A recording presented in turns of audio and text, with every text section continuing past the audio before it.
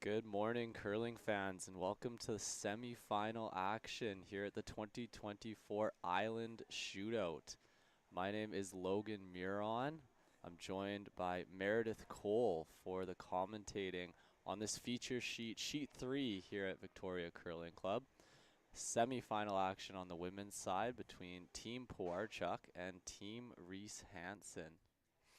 First rock of the game being delivered here by lead Sierra Fisher.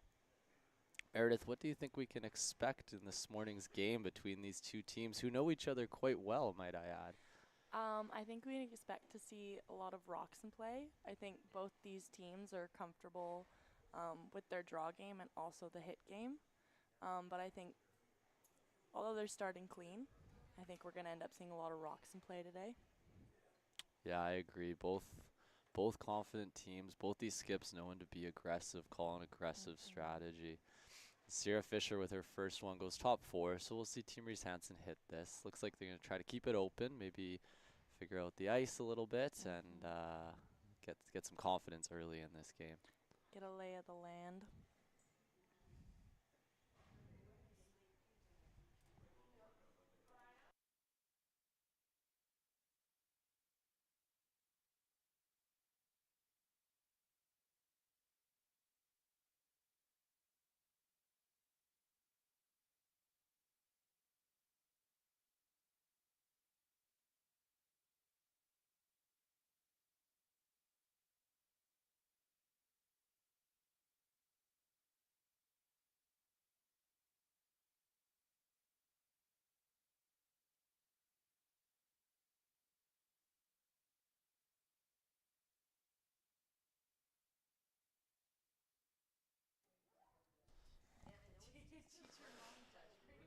So as expected, Taylor Reese Hansen called the hit.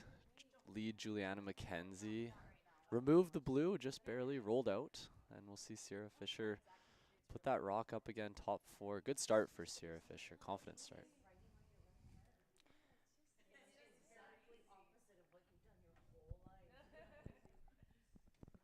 See Team Reese Hansen opt for the hit again, just keeping it clean, hoping to stick around this time.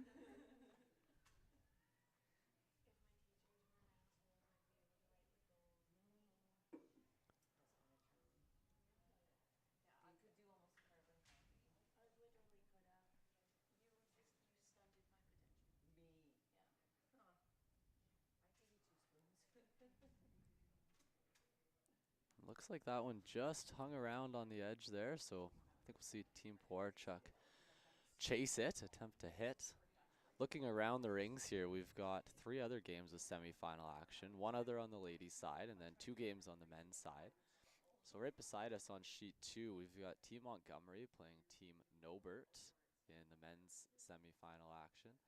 On the other side of the Phillips on Ice Lounge, we have Team Craig playing Team Jong.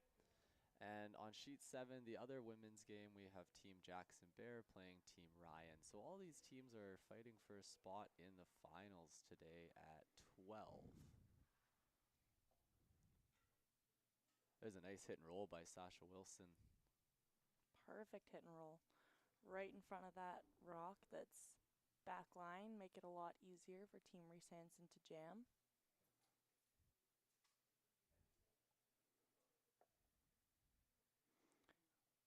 We got Kim Bono throwing second rocks for Team Reese Hansen. This is a new team this season. Our first season together, but they've had a successful season so far.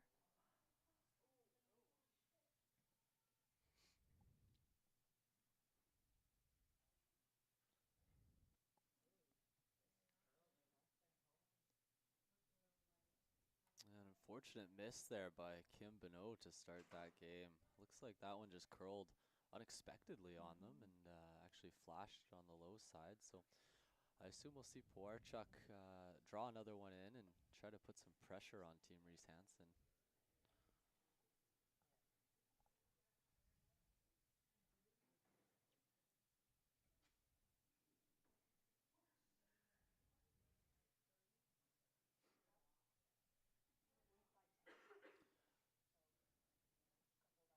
Now Both these teams had a bit of a different path into the semifinal game, Meredith. So Team Reese Hansen went undefeated in the round robin, went 4-0 and come into this game as the top seed.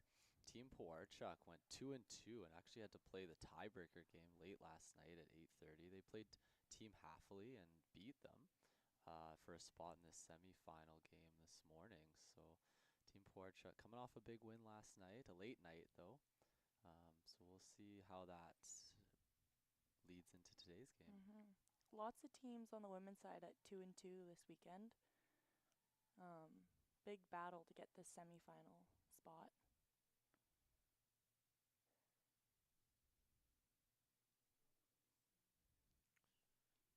See just the hit and stick on the nose, hoping to get a roll, maybe even the double over to the other blue, but Team Reese Hansen will just have to settle for the nose hit.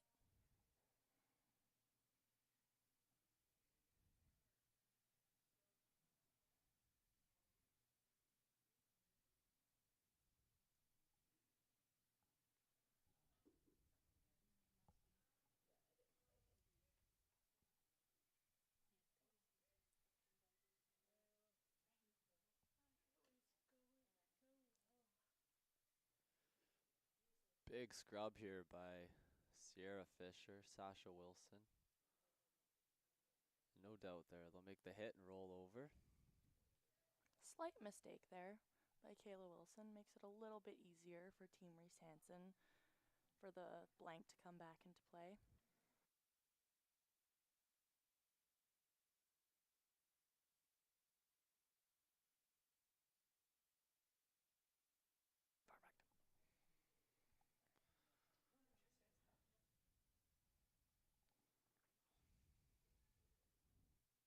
So first rock of the game here for Team Reese Hansen's third, Megan McGilvery.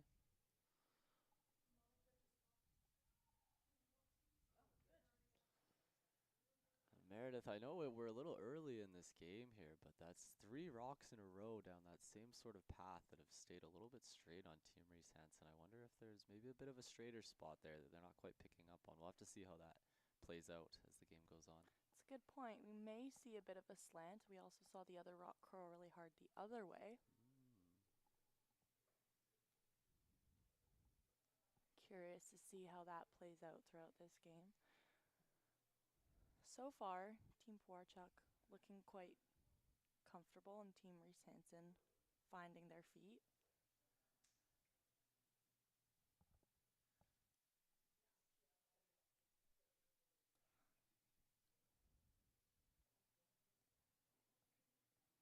And no problem.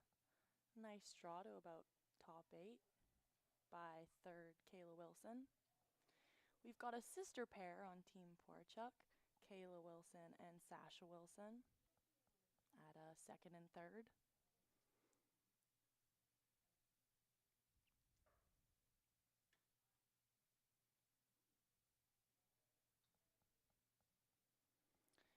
Bit of a fun matchup today. I know Skip Daleen used to be teammates with Taylor Reese Hansen and Megan McGilvery in past seasons. As well as the lead, Sarah Fisher. Good point. Yeah, you're right. A lot of history between these two teams for sure. It'll be a very competitive game, but lots of fun out there too. Always fun to play against new and old friends. So a pretty open end to start here, as we kind of expected, but Team Pewarchuk without Hammer, if they make this open hit, it's going to put a lot of pressure as we get to skip rocks here on Taylor Reese Hansen. Team Pewarchuk obviously hoping to force Taylor into taking her 1 here if they can keep the house split with their 2 blue. Interesting to note, both these teams representing the Victoria Curling Club. So a home spiel, home semifinal appearance for both these teams. And actually, 3 out of the 4 teams in the women's semifinals do represent Victoria. So a lot of hometown teams this week. Very fun to see.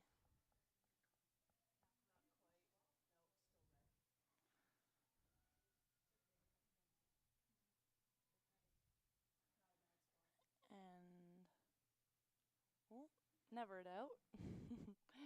Daleen making the hit and stick.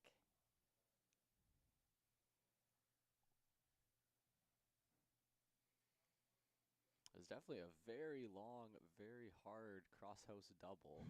Interesting to see if Taylor takes that on or plays the hit and roll or maybe just freezes and decides to not hit at all.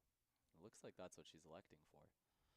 So trying to make that freeze and save a skipper's deuce here.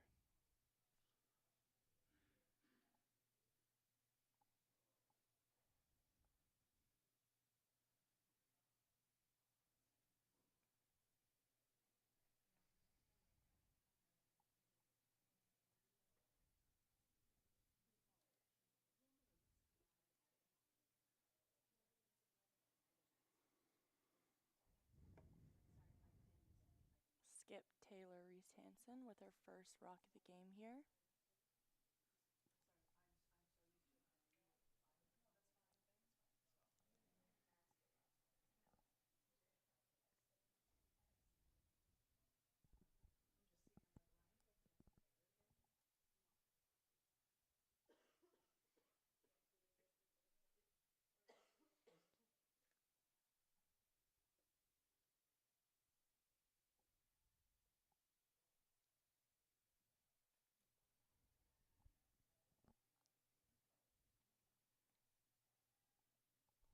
Sweeper's cleaning, seeming to like it so far.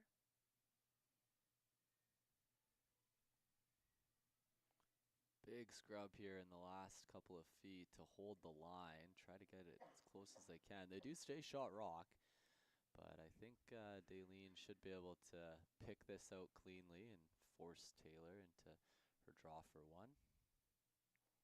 Not quite frozen, but a really good effort, especially for the first rock of the end.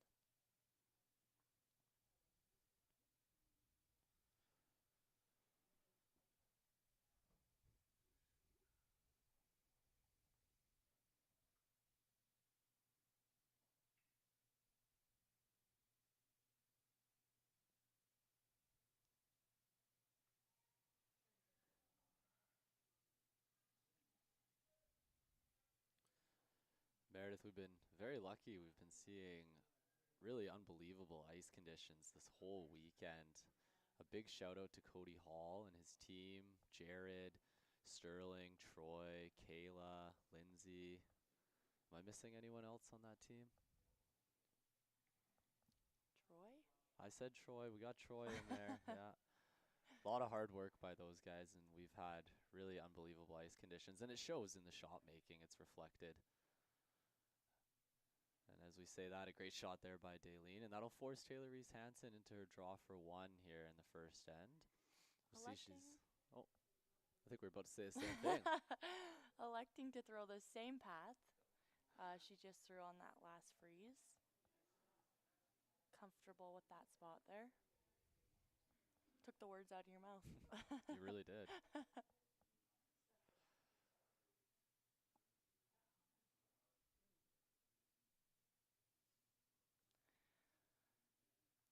So for Team Pewarchuk, doing what they hoped and maybe even better, forcing Team Reese Hansen in the first end. See that momentum a bit.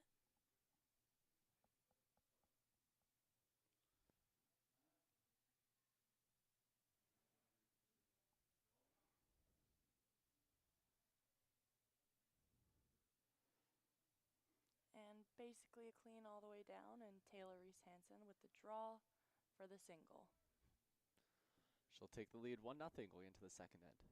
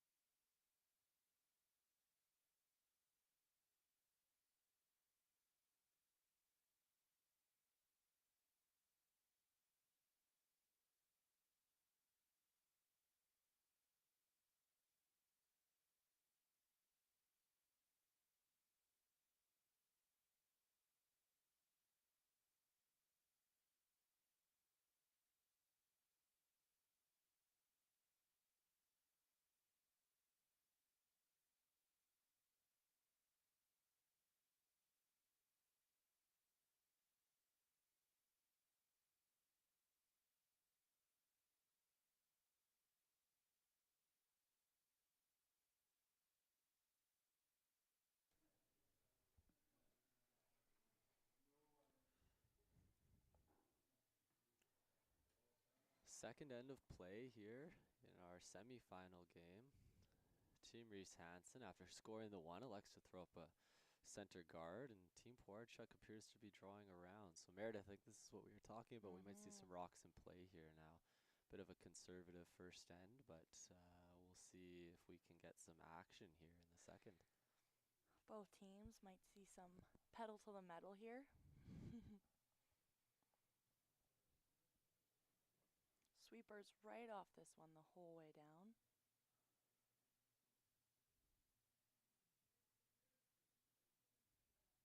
No sweeping needed, right to the top four buried.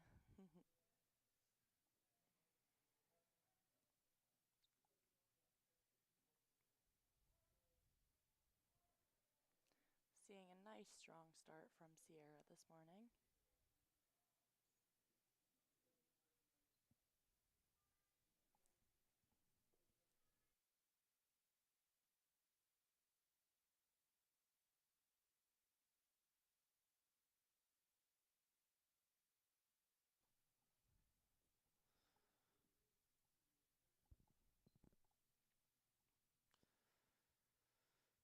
Team Reese Hansen electing to try to freeze this one top four. A little bounce, but a pretty good effort there from Juliana McKenzie. Definitely shaping up like some rocks in play this end, especially with this call here from Team Pewarchuk to freeze the other way.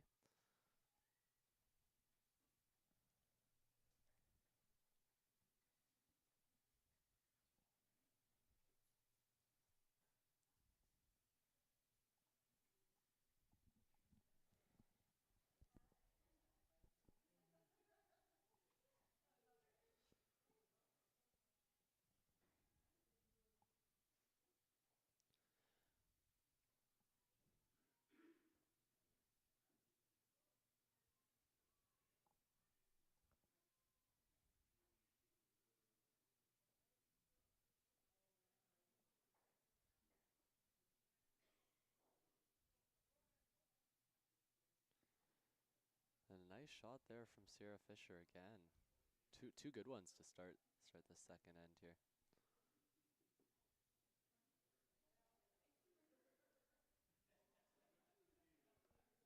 Yeah, both leads with a really strong start out there this morning. Like Logan was saying earlier, we've seen really consistent, really awesome ice conditions here, so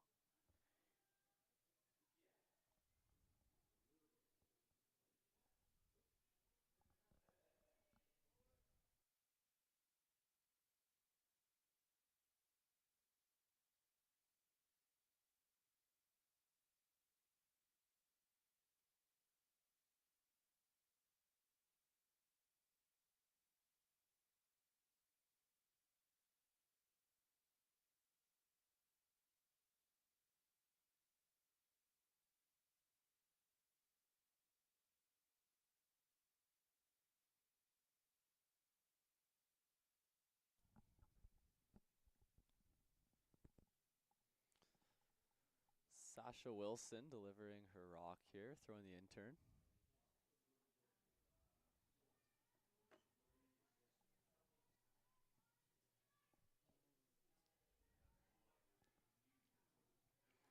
That 4 foot area is getting crowded already, Meredith.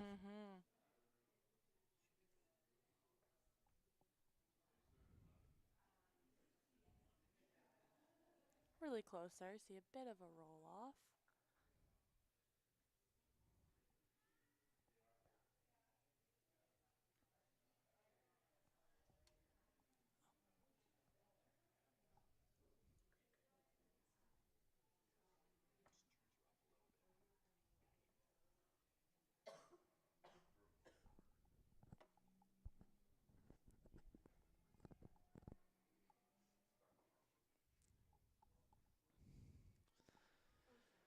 Team Reese Hansen in a little bit of trouble here. That 4 foot's quite crowded. Lonely Red in there.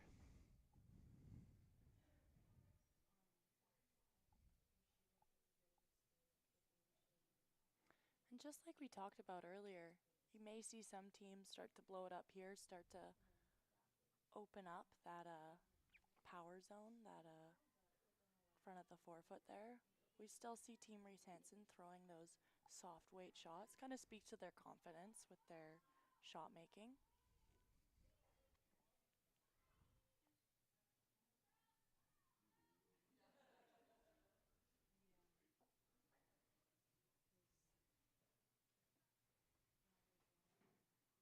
That's a pretty good shot by Kim Bonneau. Rolled off just a little more than they probably would have liked. Hoping to keep that angle a little bit more on that red-blue in the top of the forefoot, but better than it was for sure.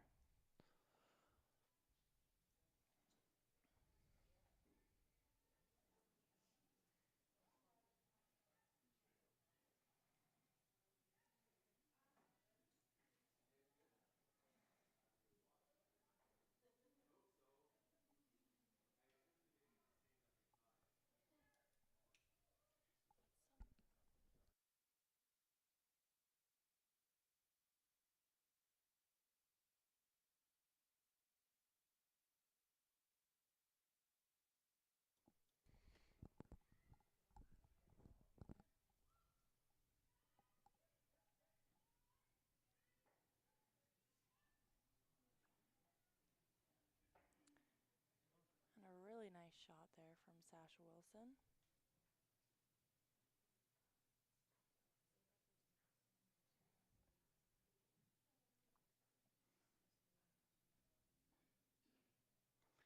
Seeing both these teams throwing nice controlled hit weight, keeping their sweepers in play. Yeah, Meredith, you and I were both playing in the event this weekend, actually. Unfortunately, not playing this morning, hence we're on the mics. But we also noticed that we were trying to control our weights a little bit more and kind of throw that board weight, keep them a little bit more controlled. You can really do a lot with the sweeping out on this ice, especially with that softer weight. And you know, when you bring that weight up into the control or the normal range, 9 seconds, 10 seconds, was a little bit more unpredictable. The rocks tended to go a little bit straighter, at least that's what we noticed. So we're always trying to utilize our sweepers, and we can see both teams doing that as well to start this game.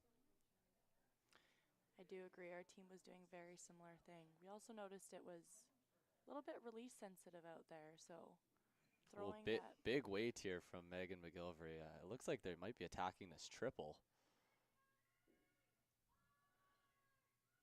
This looks close.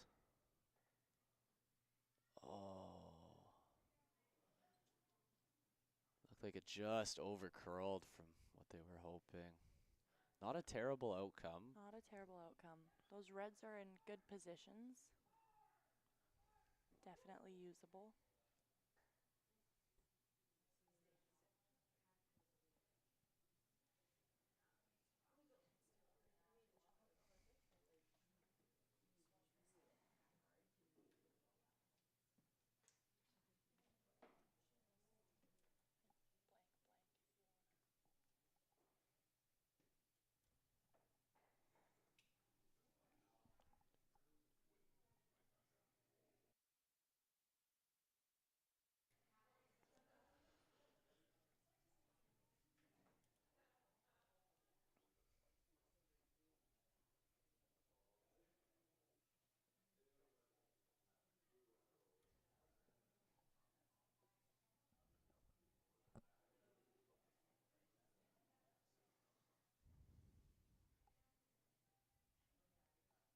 And a nice draw from Kayla Wilson.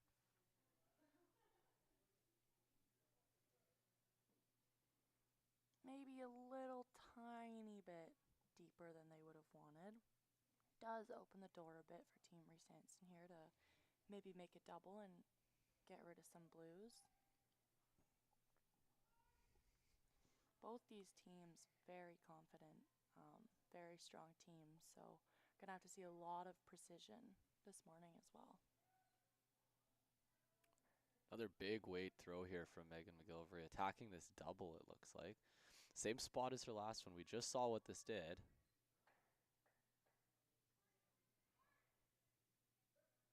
Not a bad outcome there. Again, I think it curled a little bit more than they were anticipating that one to move there.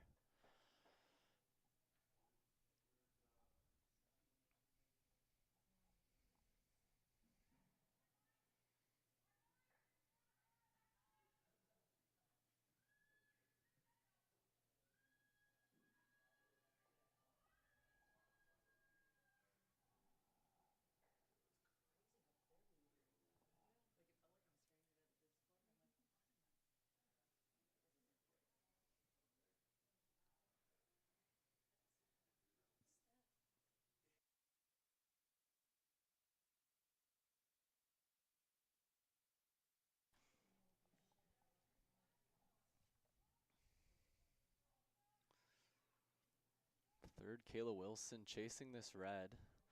Sasha Wilson trying to get some curl out of this. An unfortunate jam there. It just didn't quite curl as much as they were hoping. And a bit of a turning of the tables here for Team Reese Hansen. If Taylor can lock this draw in their top four, the pressure shifts on Team Pewarchuk.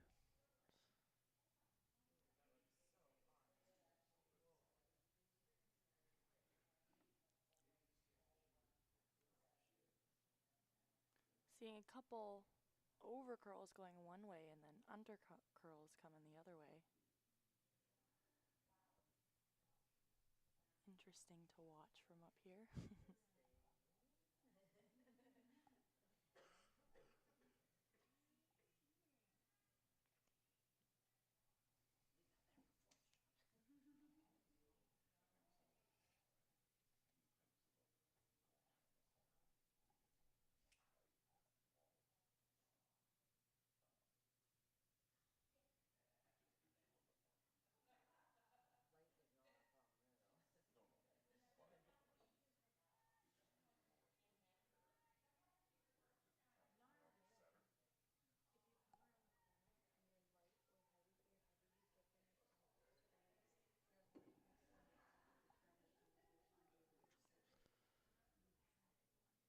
Sweepers are on this one at the end. Looks really close. On a beauty shot there from Taylor Reese Hansen. Stops top button. Leaves Team Reese Hansen sitting 2.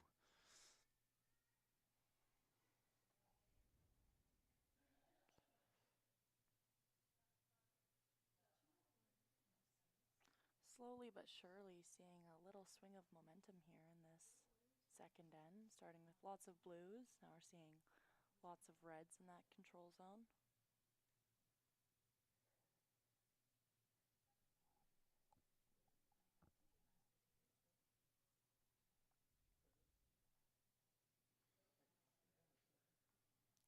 Skip Daleen Pewarchuk, hoping to reel her back in a little bit this morning.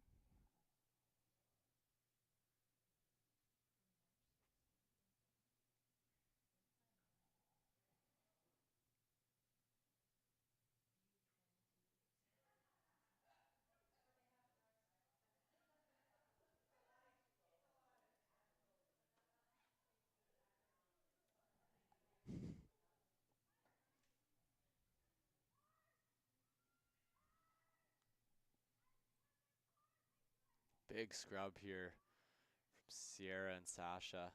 Trying to hold the line. Wow, and what a shot. What a draw from Daleen. Beautiful shot there. Great scrub. Got to give the brushers a lot of credit on that one. Good pat on the back. That's a hard rock to get rid of there. Looking like shot rock with that red right behind it. Makes it tricky for Team Reese Hansen here.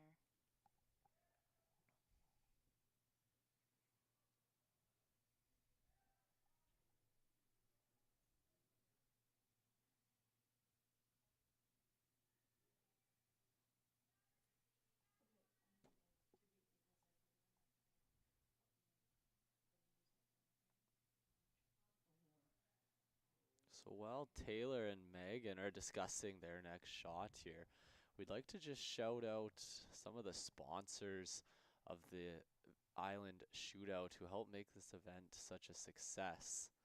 We really couldn't put an event on like this without all of their help.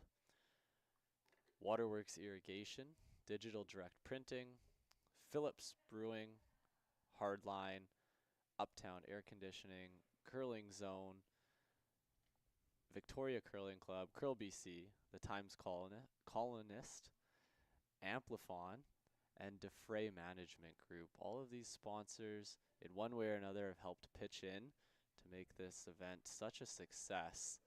We're really thankful for all of their support and supporting amateur sport in the province of BC. It really is a one-of-a-kind event. We're very happy to host here at the Victoria Curling Club. It's really awesome to see the on-ice lounge. We had It is 8:30, so lots of people sleeping in, but there is normally a good crowd in the Phillips Lounge cheering everybody on. Yeah, it was quite rowdy in there the last couple nights, It Meredith. That's for was. sure. I know I was out there cheering and celebrating good shots, and definitely empty this morning. Quite a few fans upstairs though, but yeah, very cool to have that on ice viewing and getting up close and personal with the players. And as a player, I felt it was really cool as well, having the fans out there cheering and heckling a little bit, if you will. It is a lot of fun. It's also really cool to see the blue carpets out there. It is a lounge, but sort of giving us a little taste of what we might see in provincials with the blue carpets. So it looks like Reese Hansen electing to guard the blue tap from Team Pewarchuk.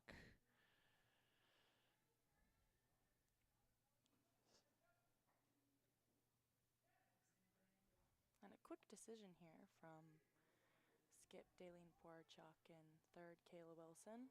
Yeah, looks like that guard is not phasing Daly, and she's still going to play the same shot here. So hoping for a lot of curl, I assume, once it gets past that guard. So we'll see what she can get out of this rock.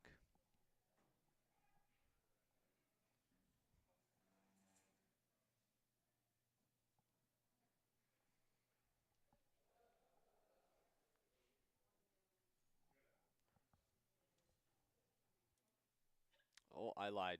She is throwing this rock away. So electing to just take her one. So this game will be tied as we move into the third end.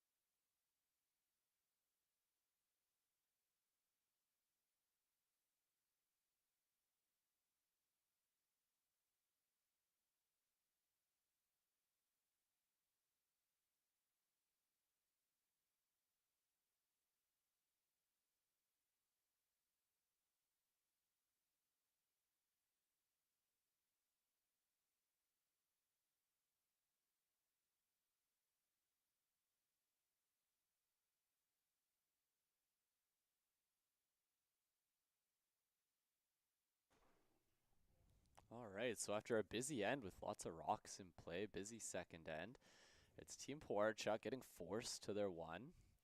So we're 1-1 going into the third end. Sierra Fisher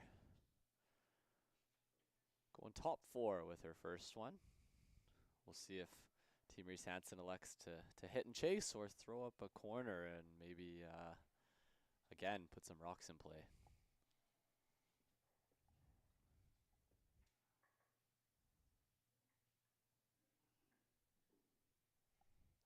Figuring out some grippers on the backboards there.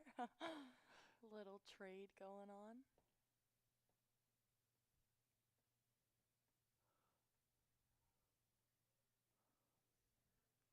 All right, and Team Reese Hansen electing for the hit.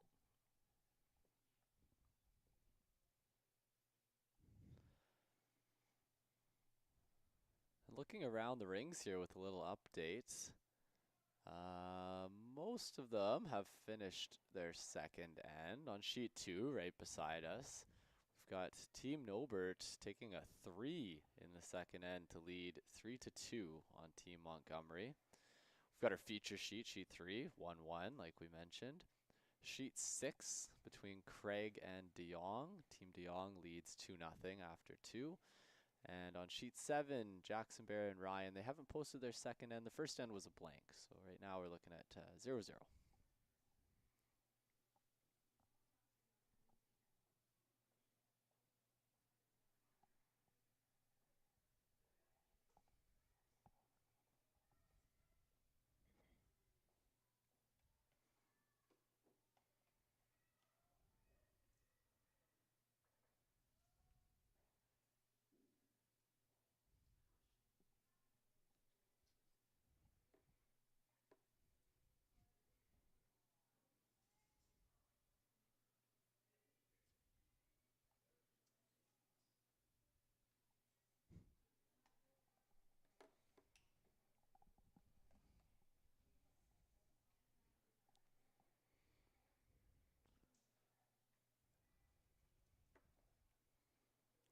right, and Team Reese Hansen here with the delayed corner.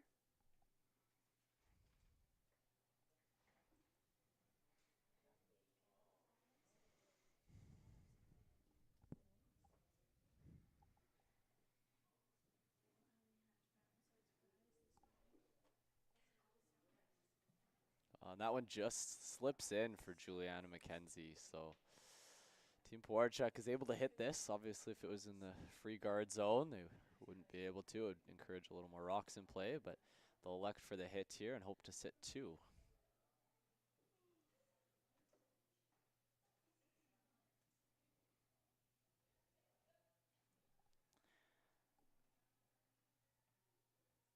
Probably going to see Team Pewarchuk trying to get this blue anywhere into the rings, maybe hoping for a bit of a repeat of the first end. Yeah, no doubt. Great shot there, Sasha Wilson. She'll roll it in, and they're sitting 2.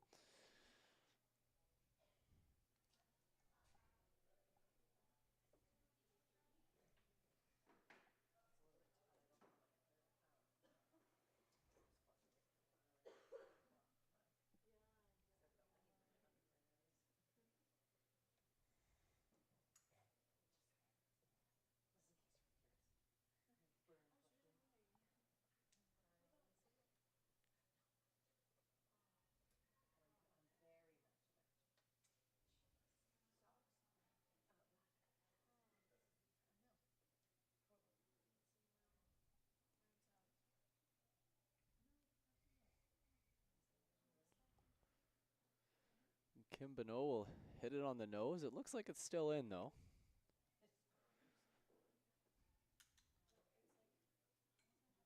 Daleen calling for the nose hit.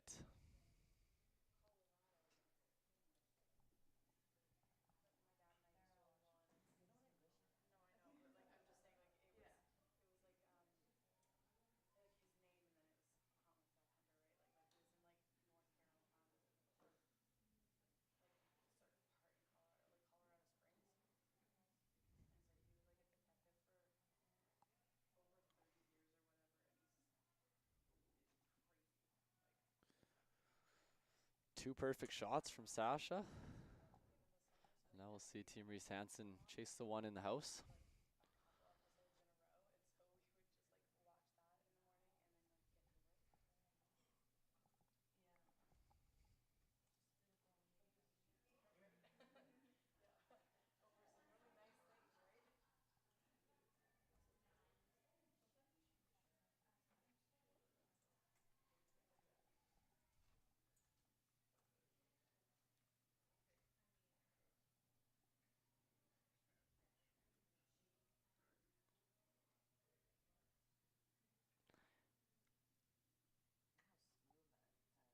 Good effort by Kim Bonneau there. Tried to get a bit more of a roll, but the nose hit will absolutely do.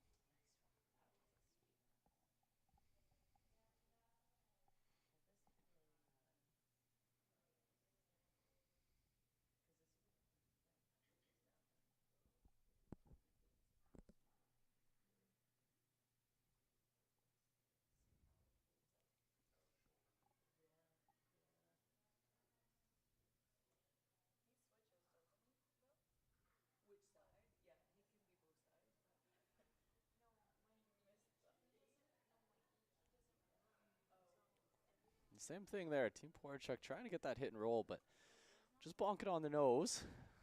Interesting, that's that same spot that we saw in the first end. Things are staying just a little bit straighter, and you see Taylor really tightening up the ice here, taking less than both teams are taking before. We'll see if that makes a difference in the curl here.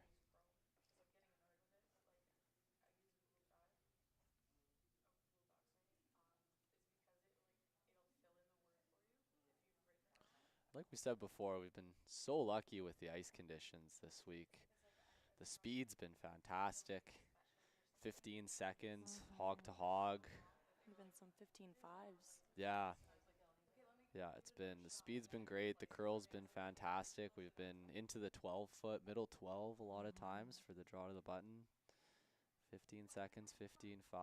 Yeah, really, really amazing ice conditions. And it's so great to get to play on good ice conditions. It just really prepares us for, the the higher events, like you mentioned, Meredith, provincials, nationals, where you see those great ice conditions. So we're so thankful for Cody and his team. Putting in effort before the event too. It's not just what happens during the event, but we're sanding rocks before the event, setting everything up. Oh, and a great shot there by Kayla Wilson to make the hit and roll. Yeah, Makes it fantastic. a lot harder for Team Reese Hansen to look at. Taylor opting to blow it up here.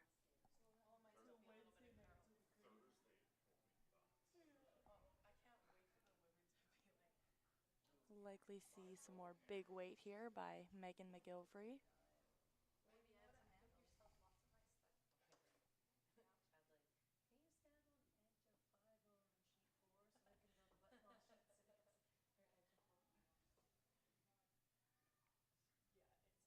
On a curl right out of the hand. Unfortunately, just gets the top one, peels it off. Not a bad outcome, but it does open the door for Team Pewarchuk to wrap one around and potentially sit two here.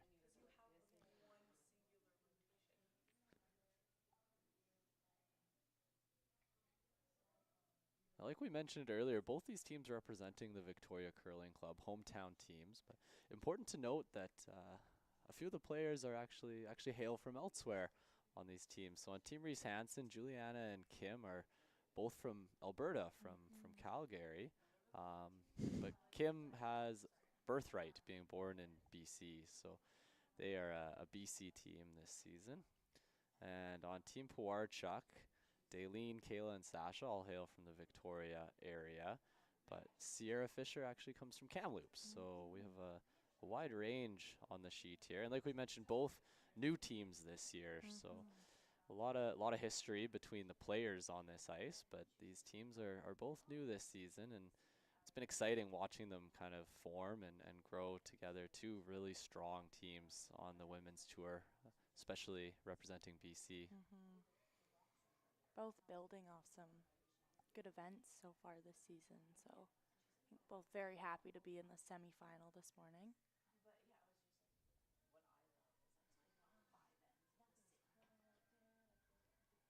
Pistol from Daleen. What a great shot. This is going to force Taylor into the double here and hope to stick her shooter. Daleen definitely feeling her draw weight this morning. Lots of fun to see some great shots being made. And some really precise sweeping too.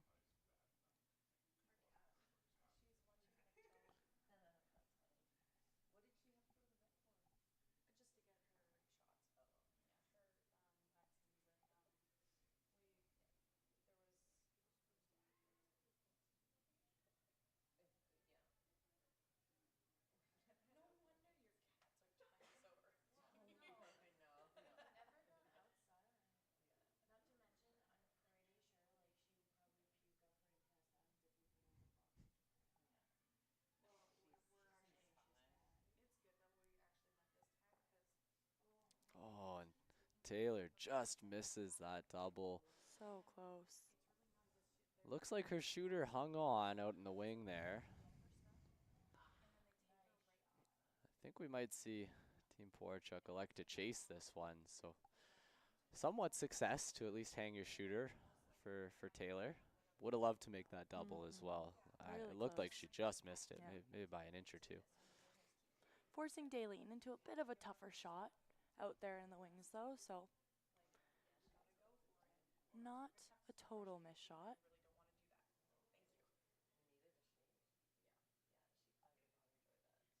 And this is the spot that we saw curl in the first end. Kim Bonneau over curled one here. Looks like Daleen's taken quite a bit of ice, so hopefully keeping that in mind.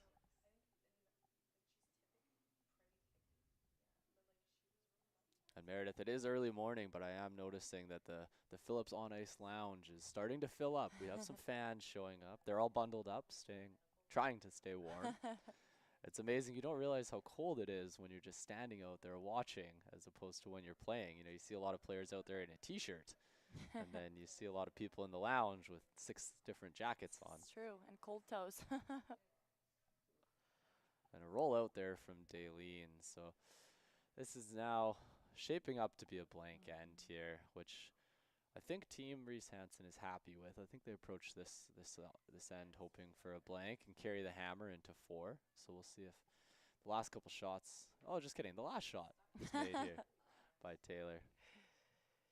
Yeah, just like we mentioned earlier, I think Team Reese Hansen is especially good about choosing their weights there. A lot of teams would have been tempted to throw a good peel weight at that double, but Taylor, better and skip, threw a little bit less. So even though she didn't make the double, she did keep her shooter, which may have led to this blank end here.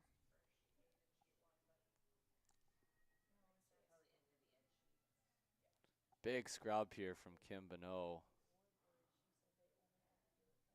Never a doubt. Taylor Reese Hansen picks up the blank and will go 1-1 into the 4th end.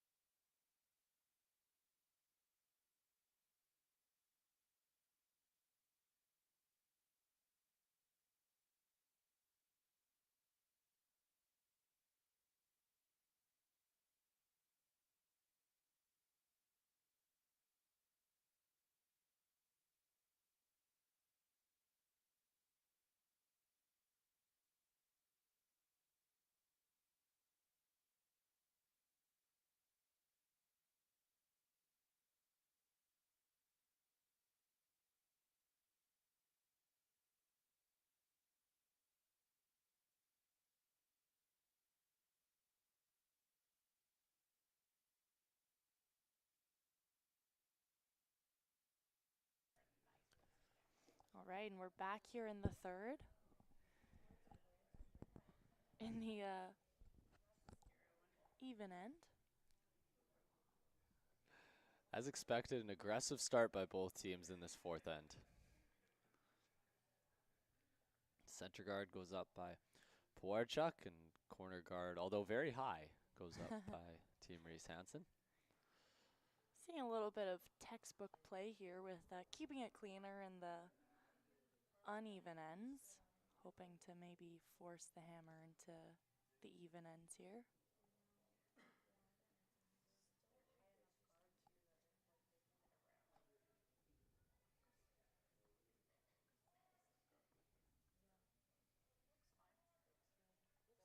Oh, gotta sit down here. Slipping a little bit deep there for Sierra.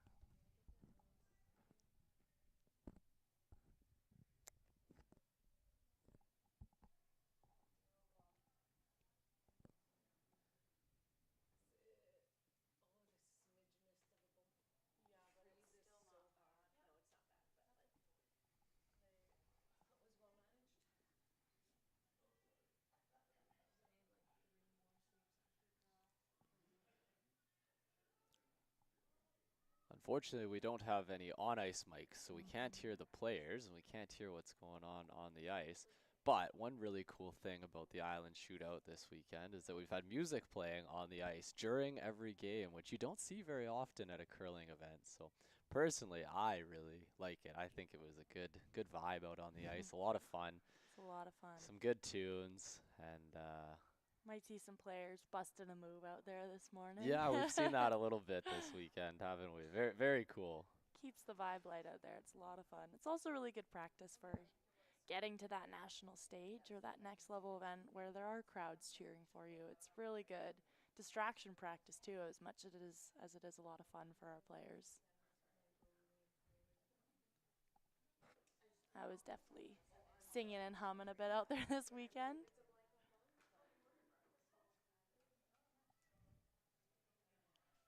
A big goal of the Island Shootout was competitive curling, but also some fun. Have some fun out there and try to market this event as being just a little bit different than your stereotypical curling event. And I think the organizers Paul Cheka and Chris Bear have really done a great job with that this weekend. It's really felt like an event like no other. Really, another fun part of this event was we had a little opening ceremonies, and some of our juniors came out to throw the opening rocks, which was really exciting, really, really fun to see. Cool to see that next generation get a little taste of the next level as well. It's a little bit of trouble here for Team Reese Hansen. Two blues kind of buried behind that center guard for Pewarchuk, so they're electing to try to run this blue back and open things up. They'll just get the peel. A good outcome. We're seeming to see a few more under curls than over curls this morning.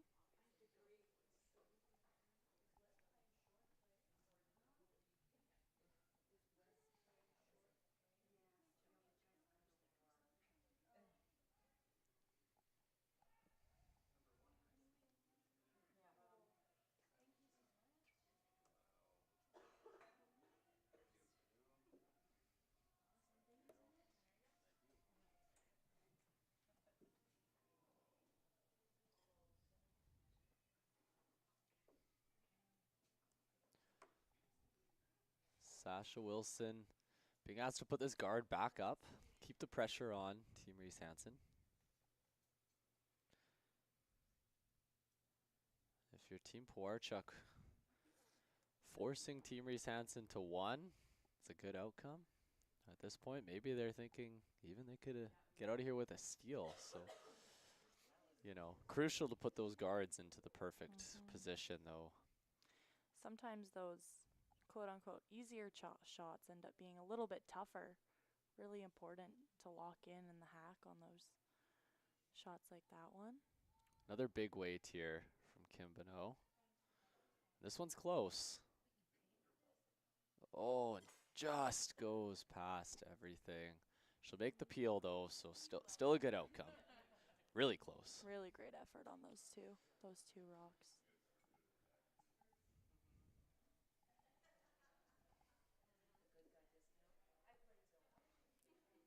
And we'll see Kayla Wilson taking her turn to try and put that guard back up.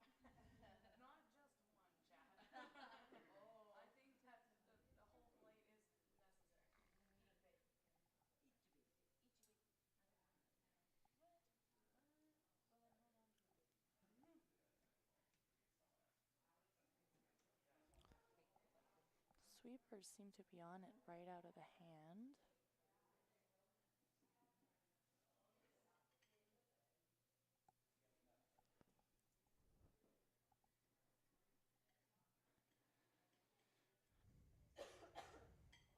Little bit of a sweeping error there. Unfortunately for Team Pewarchuk, that is a tough miss. That about 6 or 8 feet heavier than they wanted. They're hoping for that to stop as a guard, and this opens up the door for Team Reese Hansen. Yeah, you could see it right away in Kayla's body language. Just not quite what they were looking for.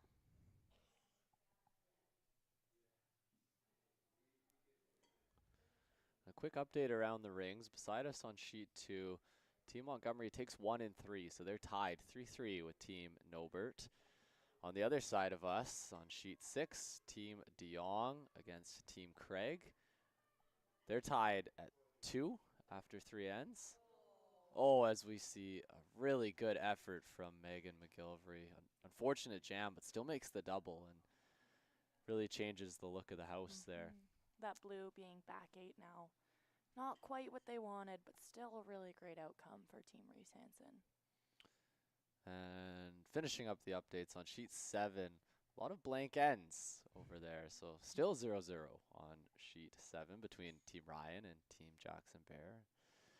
Really an important weekend for a lot of these teams in this semifinal. An opportunity to lock up a spot in the provincial championships in January. So the winner of this event will secure their spot at provincials. So a lot on the line for these teams on top of, you know, the purse and the title of winning the Island Shootout.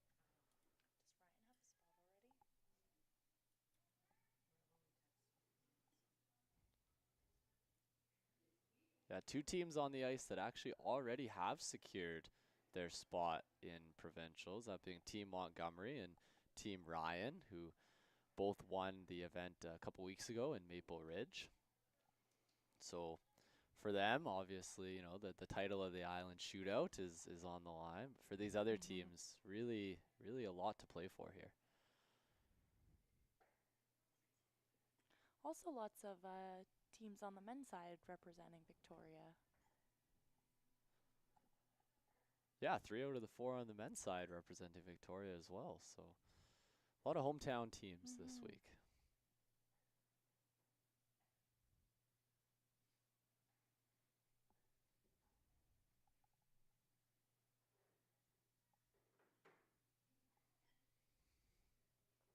So we saw Megan McGillivray attempting that double, a little bit wide, just gets the top one, rolls out. So Daleen with the opportunity to put some pressure on here, try to sit 2, keep them a little bit separated in the rings, and take away any chance of a double for Taylor Reese Hansen. Big draw here, big draw.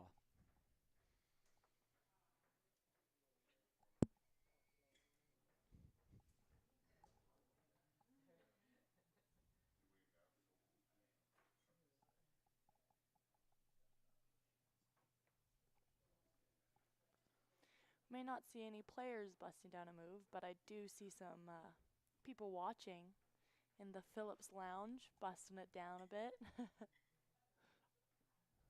Are they dancing or just trying to stay warm? Maybe a little bit of both.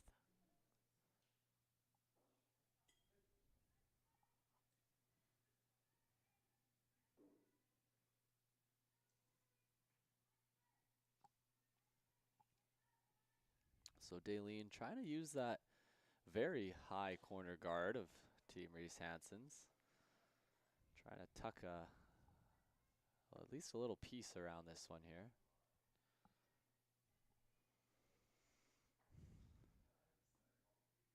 That looks like a pretty good shot. I think it accomplishes the job. It forces the hit and roll here for Taylor. There's no double.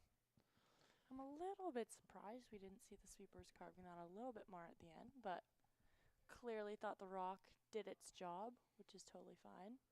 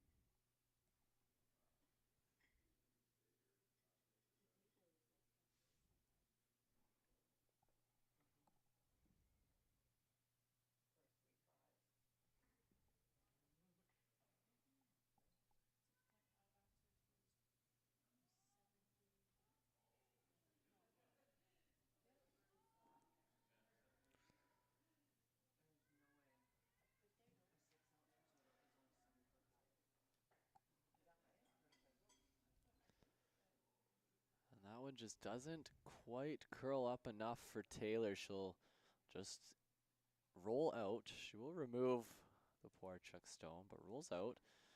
Opening up for Daleen to basically throw the same shot she just threw. She should know this path well. Mm-hmm. And if Daleen makes this shot good, it's probably going to be a force, forcing Team Reese Hansen to take their one. Scoring in an even end, fourth end, not a bad outcome for Team Reese Hansen, but I'm sure they really would have loved to get out of here with a deuce if they could have. So a really strong end from Team Pewarchuk.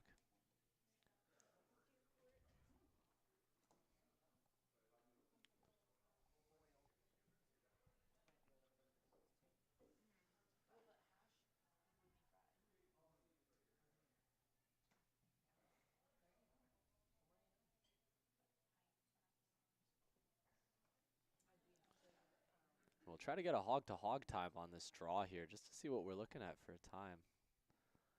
See if it's any different than what it's been. Well, sweepers right off this one. I got a 14-5 on that, Meredith. So throughout the week, that's been just about the max that you could have gotten away with. And yeah, that kind of holds true there. It stops back T-line. They don't touch it. We did notice if you left the rock alone, if you didn't sweep it at all, it did slow down a little bit. Yeah, we saw the same thing. Yeah, so you could escape with a 14-5 hog to hog. If you didn't touch it, it would slow down just in time. Really workable ice out there. Makes it fun for making shots. Makes it fun to be a front end player.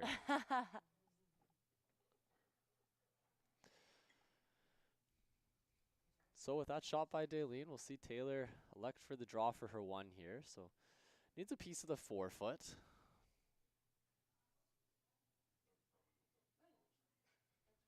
Oh, sweeper's on it right out of Taylor's hand there.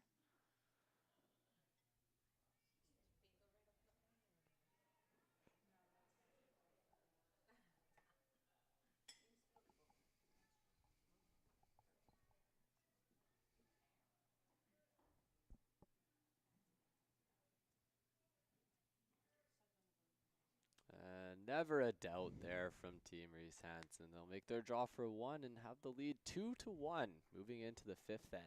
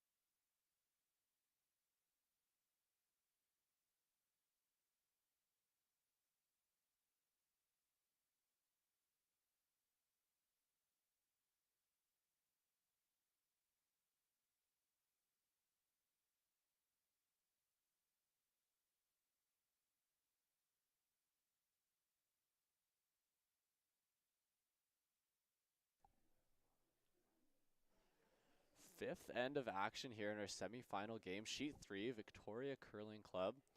In our game between Team Reese Hansen and Team Pewarchuk. Two local teams, both representing Victoria.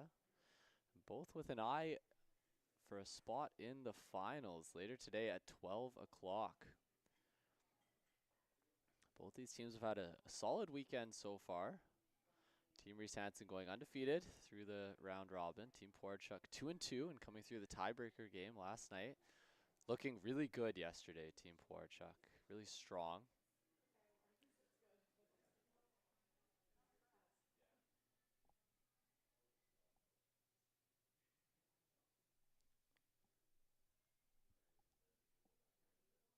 And as we move into the second half of the game here, I'd like to take a moment just to give a shout out to both these teams' sponsors.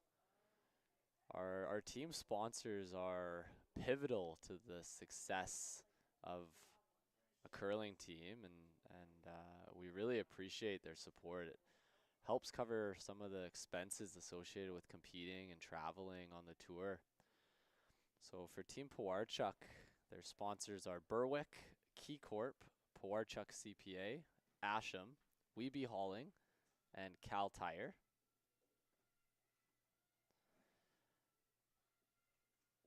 And Team Reese Hansen, their sponsors include Dr. Neville Headley, That Stuff for Pain, JAS Electrical, Prince of Wales, Driftwood Brewery, Goldline Curling, Allstate Insurance, Mark of the Hand Studio, and Born Primitive. So a huge shout out to all of these corporate sponsors that help support, well, specifically these two teams, but every team that's here competing, because really we could not do it without our sponsors. And it's really cool to see companies supporting amateur sport in our province and supporting these teams. Very thankful for them.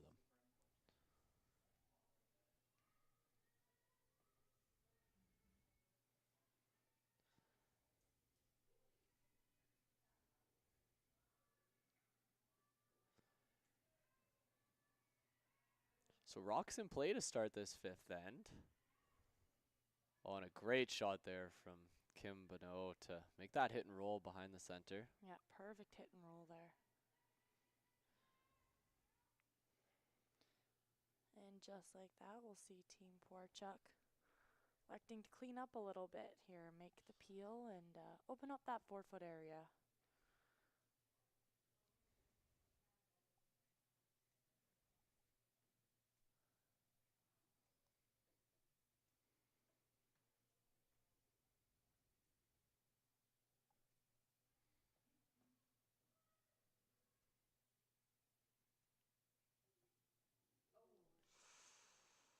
Oh boy. Unfortunate miss there for Sasha Wilson. A little bit wide, and we do see that if you're a little bit wide, it's not very forgiving. Tends to run a little bit straight out here. That peel weight especially. Yeah, very release sensitive, and that one unfortunately goes right by and actually clips their blue that was buried, but it opens it up now for Team Reese Hansen to chase. Play a little hit and roll here and sit two buried behind center without hammer. That's a good situation for them. Not an easy hit though.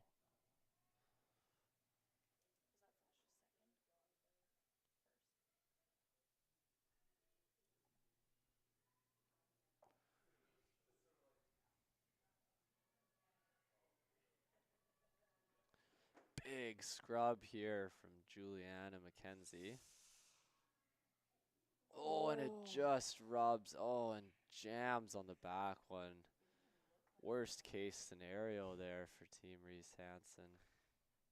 Two missed shots in a row, and just like that, the end's looking quite different than we saw a second ago.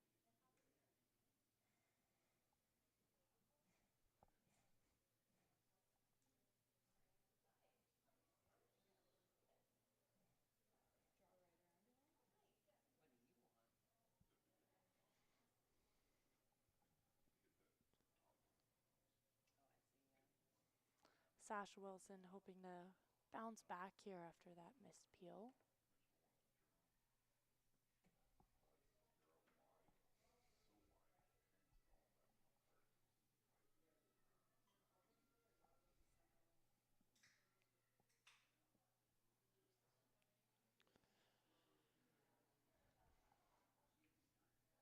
Sasha also just rubs that center guard. It's 2 in a row that have just touched that center guard.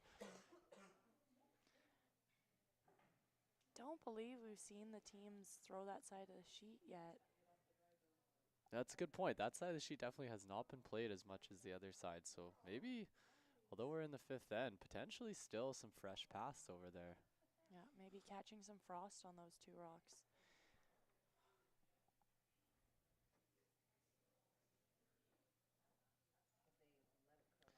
And a quick update on the scores here, going around the rings.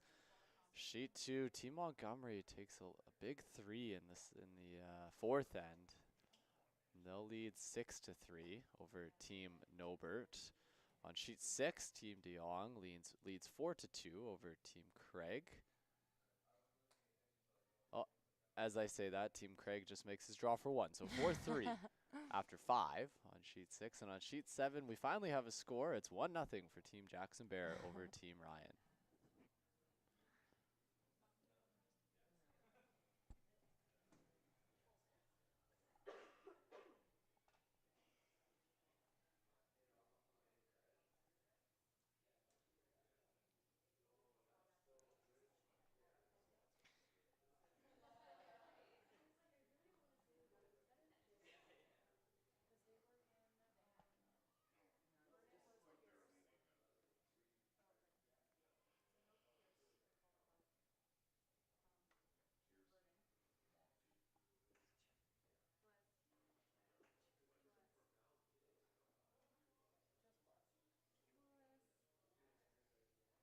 Well, we've said it before and we'll say it again. A little bit straight in that spot there with another rollout.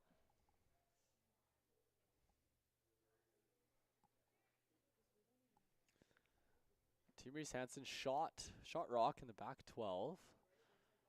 Looking to draw one around the center, top 4, and put some pressure on.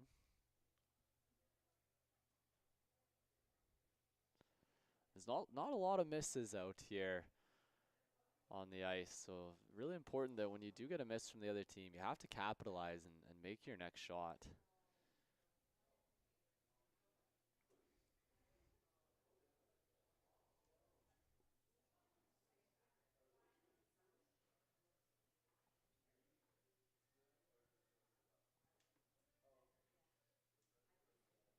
Sweeper's right off this one. Looks like it's gotta pump the brakes here.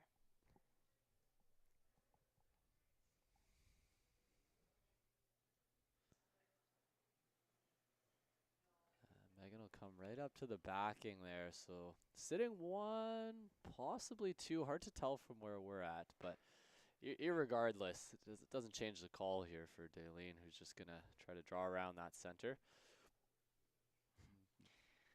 Another awesome thing we've got here at the Victoria Curling Club is our food and beverage sliders cafe.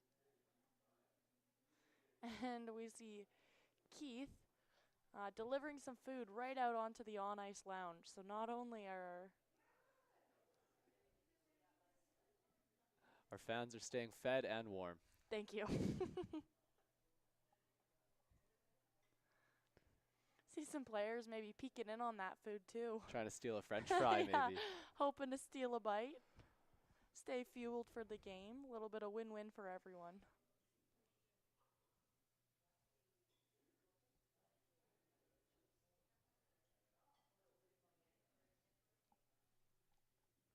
Team Pewarchuk sliding deep there as well in the same path as Team Reese Hansen. They do stay shot. But we'll see Team Reese Hansen ignore that rock and again elect just to draw around that center guard. It's a bit of a battle on who can get to the top 4, the top button first here. Hey, Meredith. Yeah, one thing I know my team talks about a lot is tolerance. And On shots like that, you really want to be thinking about hitting the other side of the rings there, making sure your rock's usable. When those rocks slide into the back 4, back 8, back 12, they're almost, I won't say useless, but a lot less useful than they would be if they were top house.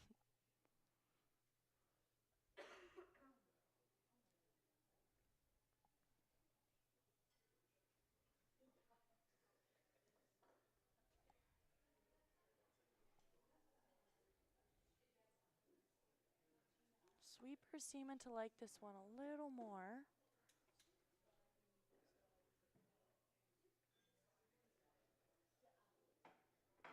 Just sliding heavy. Yeah, still gliding. I'm wondering if it's the speed's picking up a little bit out there. Maybe we're getting caught.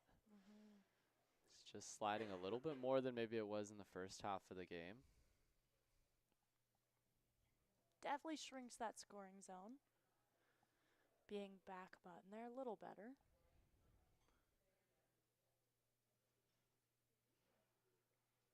Forces skipper Daleen definitely to a bit of a tougher shot. Less of the rings to look at for sure.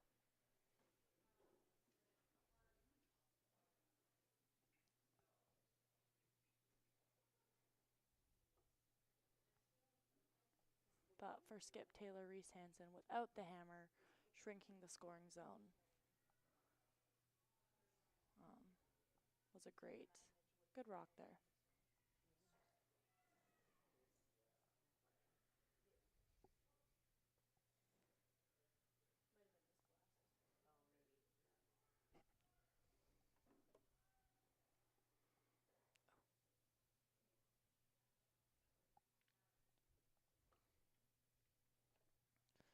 Daleen electing for the tap, I believe. And you see here with just a little bit extra weight. Yeah, just not doing anything in terms of curl for them there. I think that might have been a bit harder than she was hoping to throw. That was looking almost hack weight. I don't think she was quite looking to throw it that hard. So big time opportunity for Team Reese Hansen here. If they can lock one around that center and sit two buried, you know, top 4 and on the tee line on the button there, it's going to make scoring quite difficult for Daleen and Team Pewarchuk.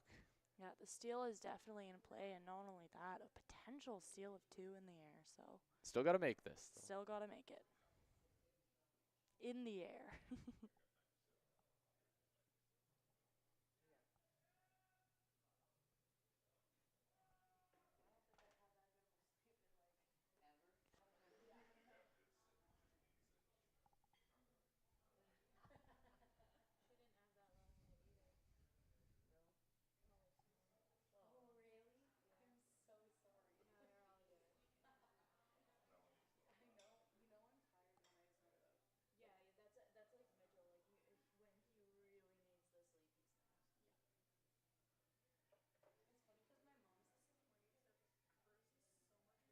This looks really close as it comes into the rings. Just sliding a little bit heavy and it'll freeze on the corner. A pretty good shot from Taylor. I'm wondering if there's a slash for Daleen there for potential 2 or 3. Hard to know for sure. Definitely a tricky shot, so not quite what Team Reese Hansen was looking for, but still forcing Team Pewarchuk to a really tricky shot here. Mission accomplished. Yeah.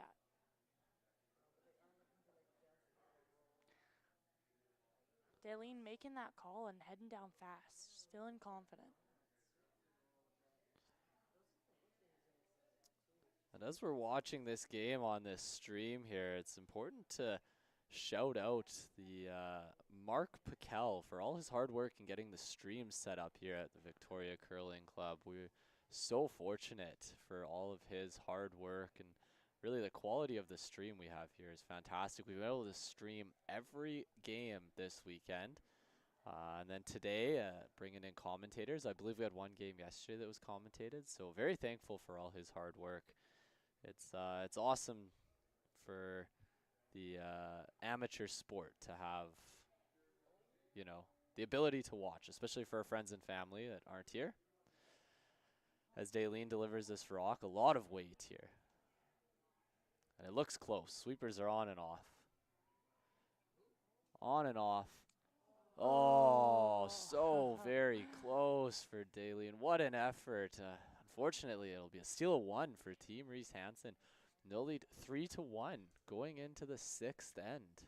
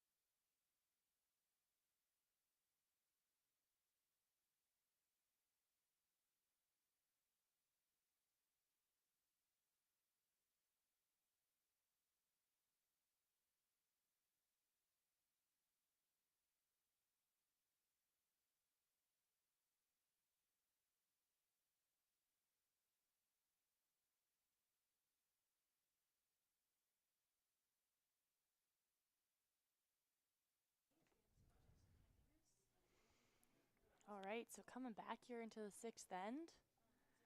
Big end here. Number 6 in an 8-end game.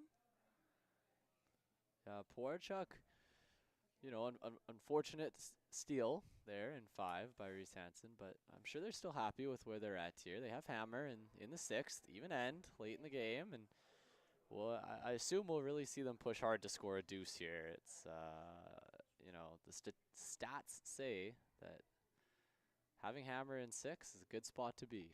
So they'll be attacking a big score here, I imagine. This one. Oh. Oh, hard to tell if that slid in. It looks like it stayed out of the rings. Skip Daleen waving down like it was just good enough. Oh, taking another look. Oh. Oh, it looks like it's in. So we see Taylor play the hit here. So a bit of a miss there from Sierra Fisher and Team Pewarchuk. You know, when you're trying to put that pressure on and score a couple with Hammer, you really need those guards to be put up. It's, you know, as a career lead, I can personally vouch that it is very important to make those shots. Yep, no doubt that lead rocks are very important and can make or break an end, so.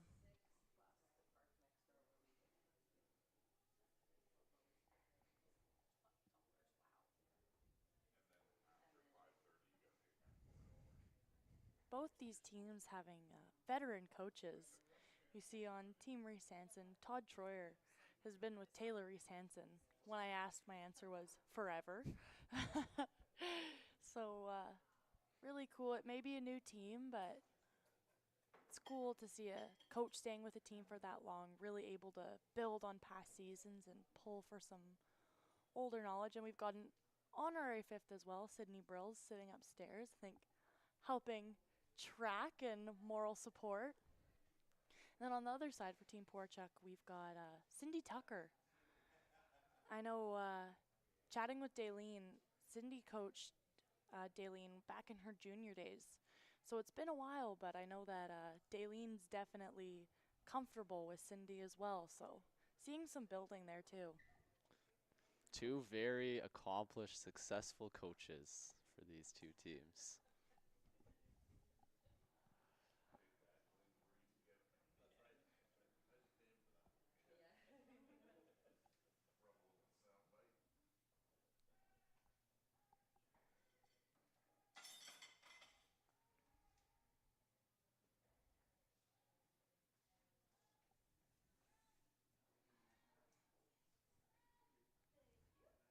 Run back call here for Kim Bonneau. Really close. Oh, and she makes it.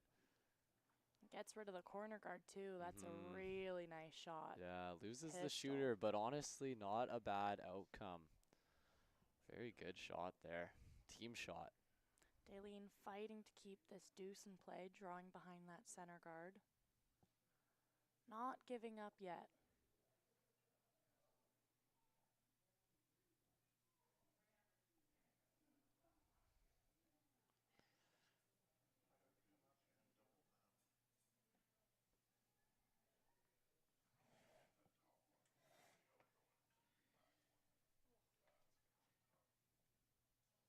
Big sweep here.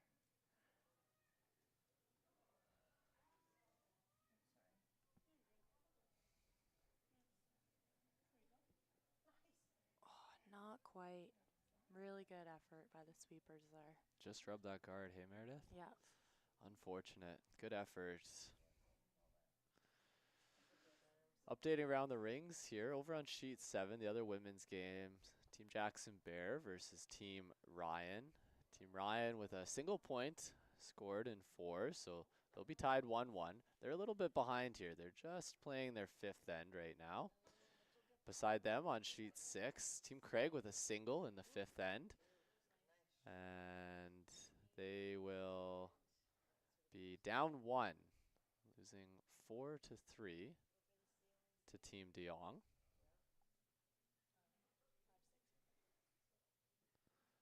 And I believe Team Nobert just took a 2. Yeah, they took 2 on sheet 2, so they'll be down 1 point, 6-5 to Team Montgomery going into the 6th end. Another good shot there from Kim, so two good ones in the 6th end. And a good cheer by our fans there.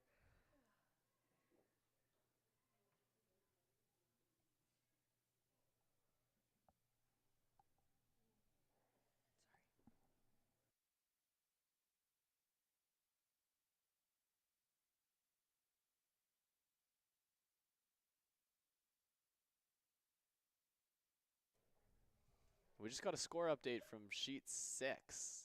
Team Jong, Team Craig, they're actually already in their 7th end here. They had a blank in 6, so the score stays the same. Team Jong with 4 and Team Craig with a 3. They're playing quite fast over there. Hard and fast out there.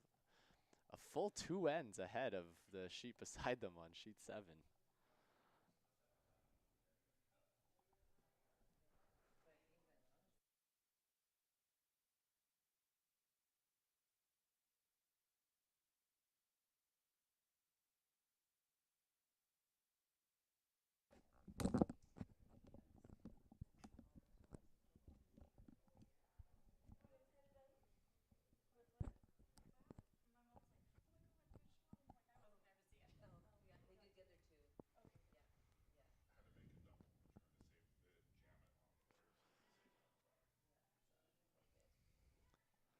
Megan McGilvery, the 3rd, throwing the open hit here. And a little roll outside. Nice shot there. Keep those rocks separated. As a opponent of Team Reese Hansen, myself, I always really respect their communication. Lots of communication during shots, lots of back and forth between sweepers and the skip. And then even from up here behind the glass upstairs, I can hear them calling back and forth. So they're loud and assertive, which is really awesome for the sweepers and really awesome for the skip too.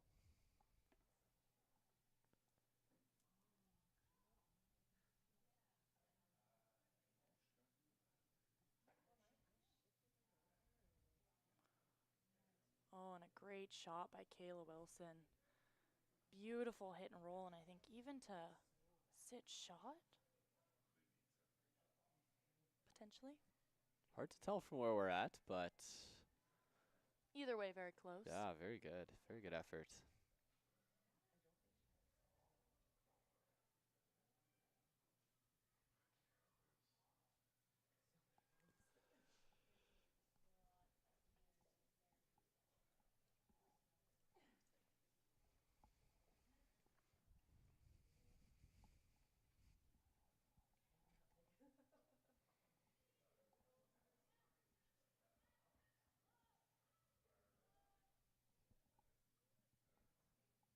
Well, this is looking real close.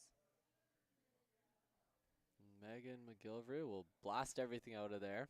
Open house, just one guard way over on the wings there, and I think we'll see Daleen attempt to utilize that. It's kind of the only thing that she has to try to salvage a deuce out of this end. But a very hard rock to draw around, way out in the edge of the 12-foot.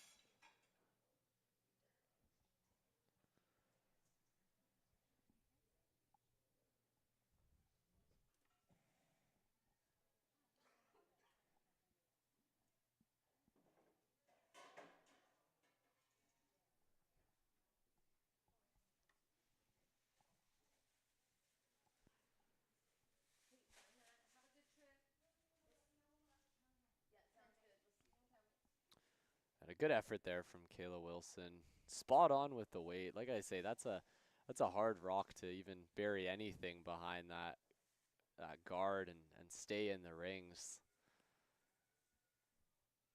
They're probably hoping for maybe a half rock more curl, but you can't really get much more than that and still be in play. So they'll be wide open, and Taylor will elect to play the hit with her first.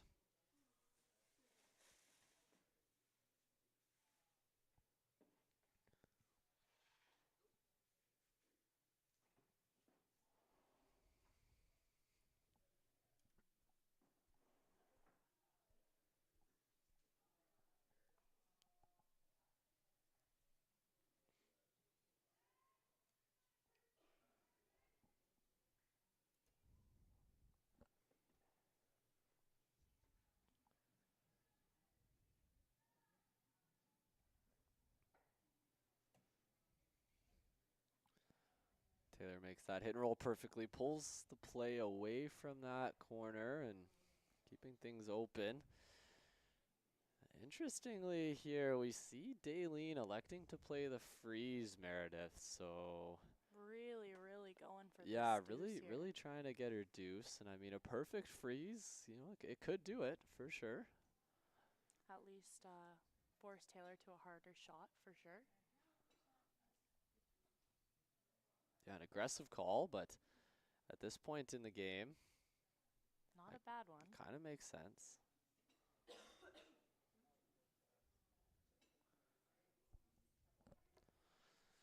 Like we said before, both these teams pretty aggressive, so not surprising seeing a shot like this.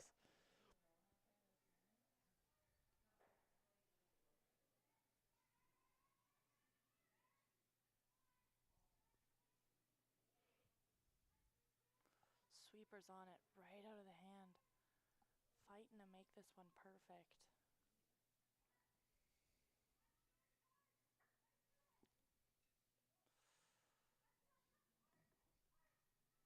This is really close as it comes into the house. Wow. What an amazing Perfect throw. shot. Great team shot there. Really awesome. And I think this one's going to be coming at us with a little bit of steam here. Taylor's going to throw this hard and try to blast everything. And ideally for Taylor, get out of here with a blank end. Best case would be a force, but at this point it's looking like a blank end if she can make this shot.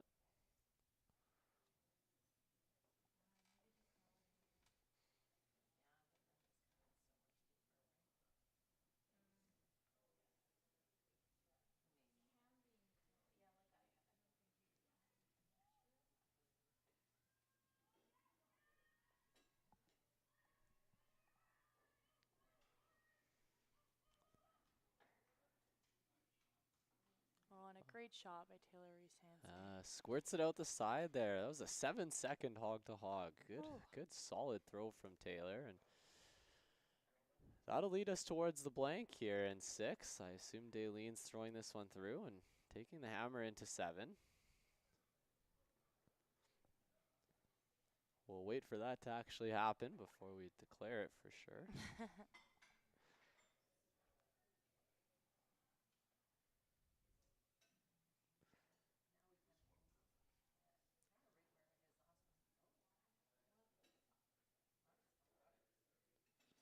And here it comes. Daylene will be throwing this one through, so not the deuce they wanted, but a good outcome. Blank end, and they'll retain the hammer going into 7. Down 2. Team Reese Hansen leads 3-1 as we move into the 7th end.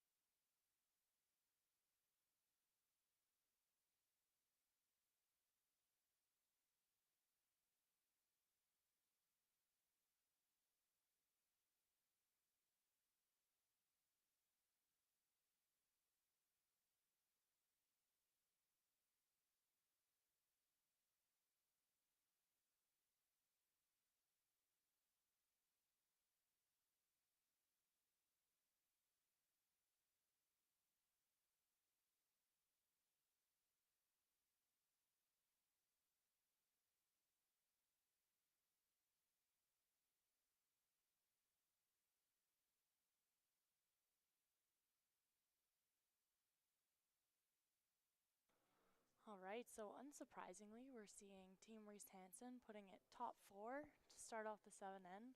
Probably hoping to keep it clean, hoping for a blank or even better a force here.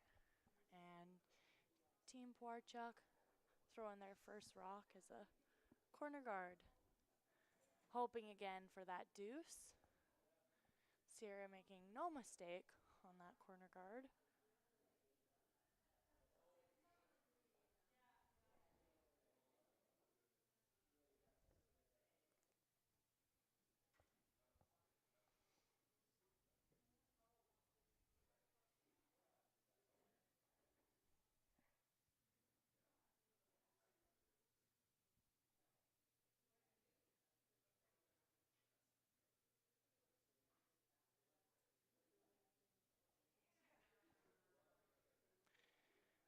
And Juliana McKenzie with 2 nice shots.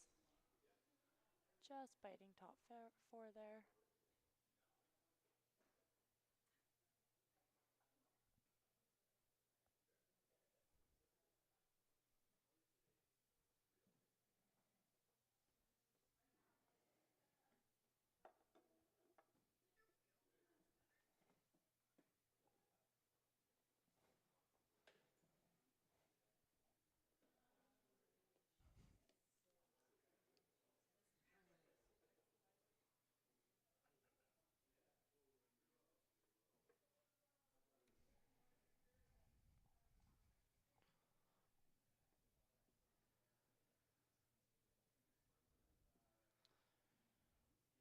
Logan, would you ever consider putting 2 corners up here?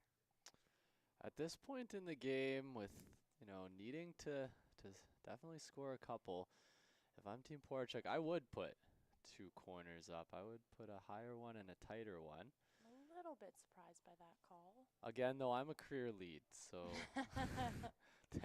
take that with a grain of salt. But I do think that 2 corners on the same side is a good play here for Team Pewarchuk. We'll see how it works out, though. I mean, those shots are both good by Sierra there. So 2 made shots nonetheless. And Team Reese Hansen, I assume, is going to throw a tight center guard on these 2 that they're already sitting.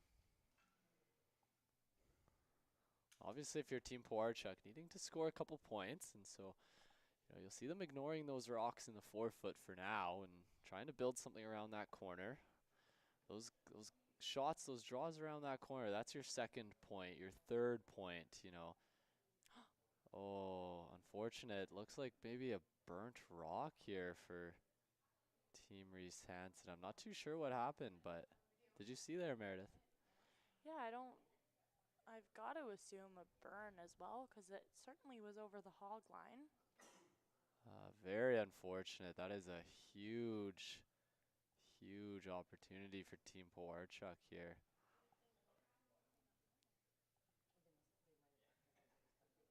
Like I said before, ignoring those 2 in the middle, electing to draw around the corner, and really that's how you can build those big scores, which they are in need of here. I think if you're Team Pewarchuk, you got to score at least a deuce to the cent. Yeah. I think especially with that missed center guard, really capitalizing on this mistake here is going to be a big opportunity for Team Pewarchuk.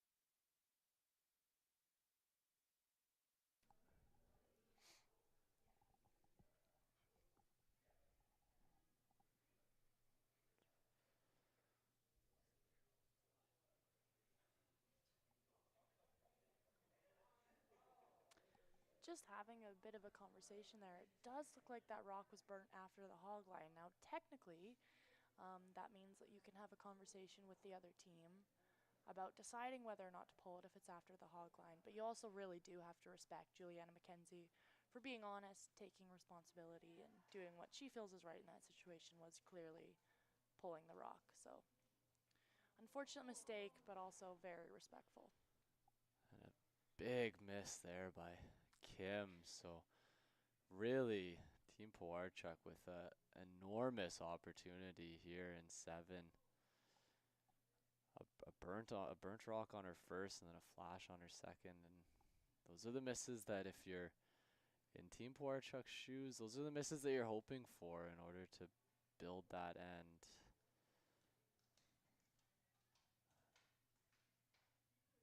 So like you said, Meredith, capitalization is key here, and Team Pewarchuk's gonna wrap another one around that corner guard, and that opens up the 3 score, the 4 score. Big opportunity here.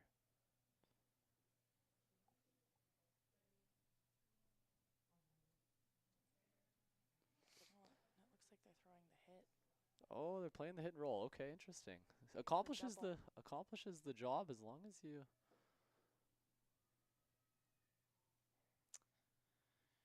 So didn't quite get the double, but got the hit and roll. So still a good shot by Sasha Wilson. I think they'll be happy with that outcome. They got the roll out. I mean, if they hit nose there, it's not as good. I think ideal would have been rolling behind your corner guard, but the roll away is still a good opportunity. So for Team Reese Hansen, it's cleanup time here, and You're Clean up on aisle 3.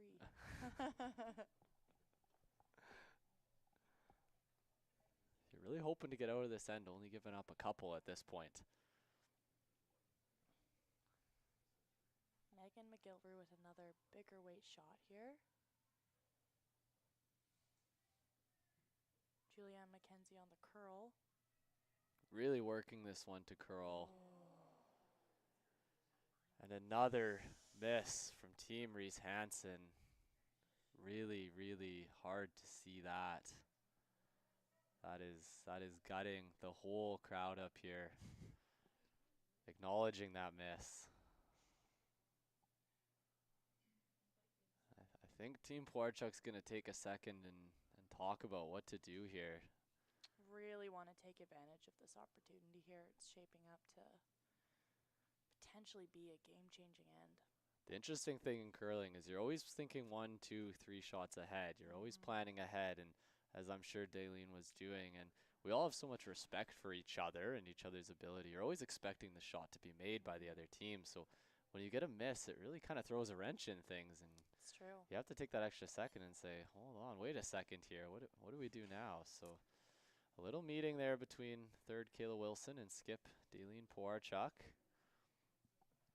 Making sure they have the smartest plan of action.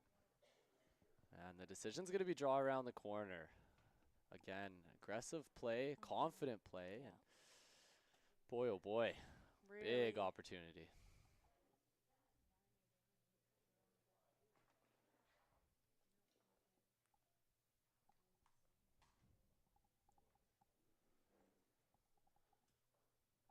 Kayla Wilson taking her time in the hack here. Really oh, just kidding. They're discussing.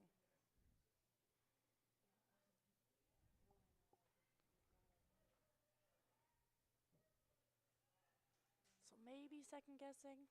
Nope, going back to that wrap-around call. I like this call, Meredith. I think this is the call given the situation and the time in the game here, and this brings the opportunity of a big score into play here. I have to agree with you, Logan. I think this is what I'd likely be wanting to throw in this situation.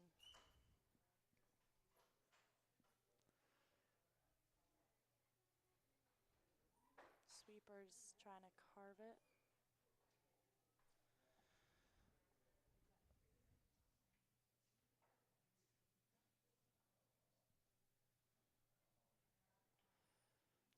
Not quite what they were looking for, I don't think. Yeah, that does not curl up enough, and that opens the door here for Megan McGilvery. Looks like there's a triple potentially here. So the risk with playing that draw for Team Pewarchuk is you really had to be buried. You couldn't leave it out like they did here, because that kind of gives an out for Team Reese Hansen. We've seen this exact spot 2 throws in a row by Team Reese Hansen, and they both flashed wide. So I imagine we'll see that adjustment here on the ice. But a really big opportunity here for Megan McGilvery to save the end here. You don't necessarily have to make the triple, but the triple's really good.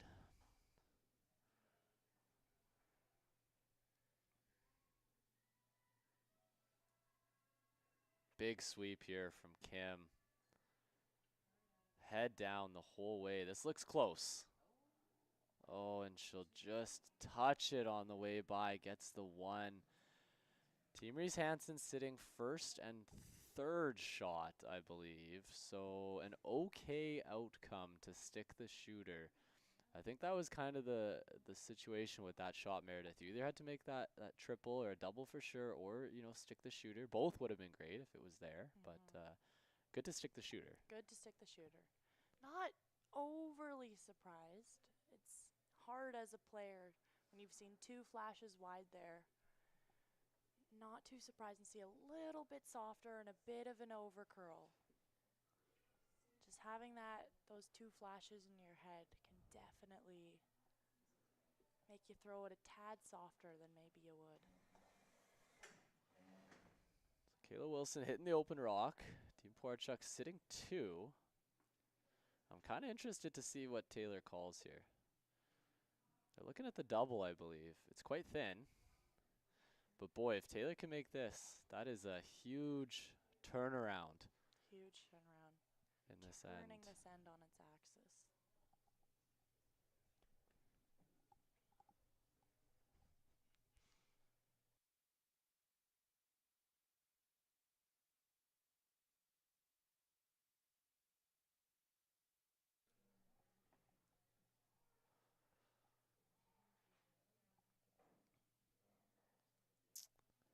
As Taylor's making her way down the ice, quick update around the sheets. The other women's game over on sheet 7, Team Jackson-Baier against Team Ryan.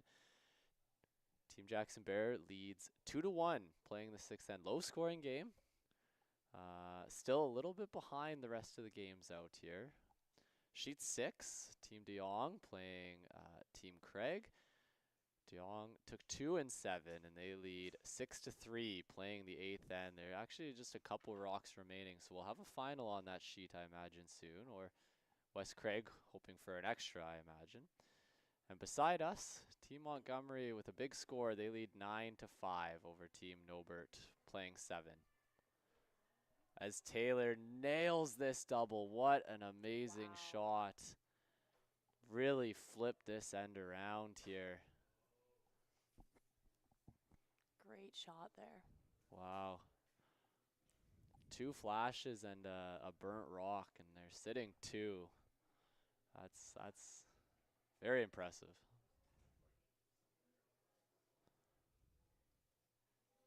Oh, and as I said it, on sheet 6, we do have a final. So Team Jong taking the win over Team Craig and locking up a spot in the finals.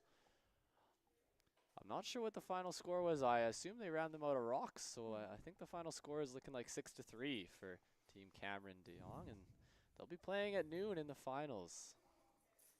That team, one of the teams out here hoping to lock up that spot in provincials with a win at this birth spiel. Team Craig with a really impressive showing this weekend playing. I believe that was their 8th game of the weekend, so probably disappointed to lose the semi, but very cool to see team do so well. And yeah, Team Craig got the unfortunate long side of the draw and actually played 4 games yesterday. wow. They had a long day, 4 8-end games, I believe. At least one of them went to an extra end, so yeah, they were tired by the end of the night last night, and a solid weekend from that team. That's kind of the West Craig special, you know. You can never count them out. Very impressive showing.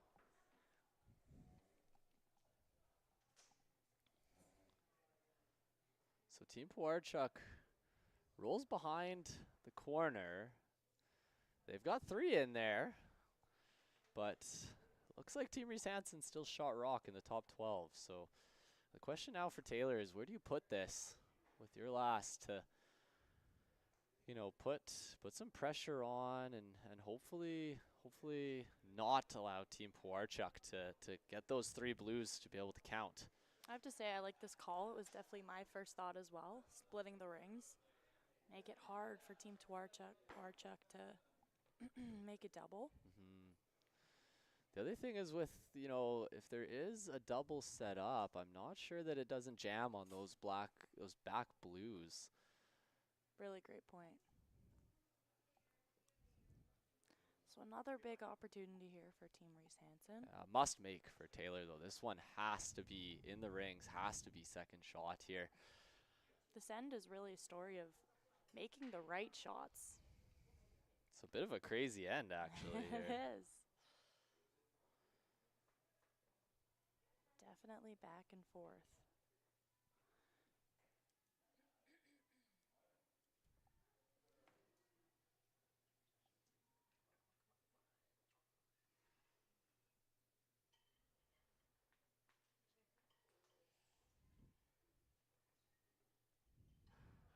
And no mistakes made by Taylor Reese Hansen.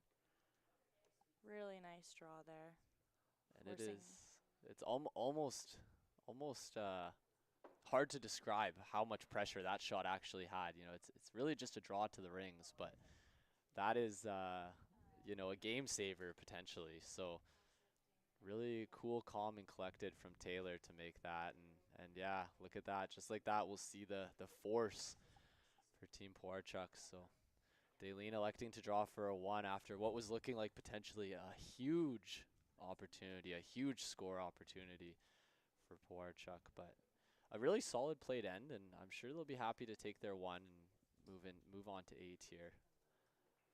Hopefully thinking about keeping a bit of the momentum that they started building this end. Try and bring it into the next end and maybe capitalize on those few misses there by Team Pewarchuk.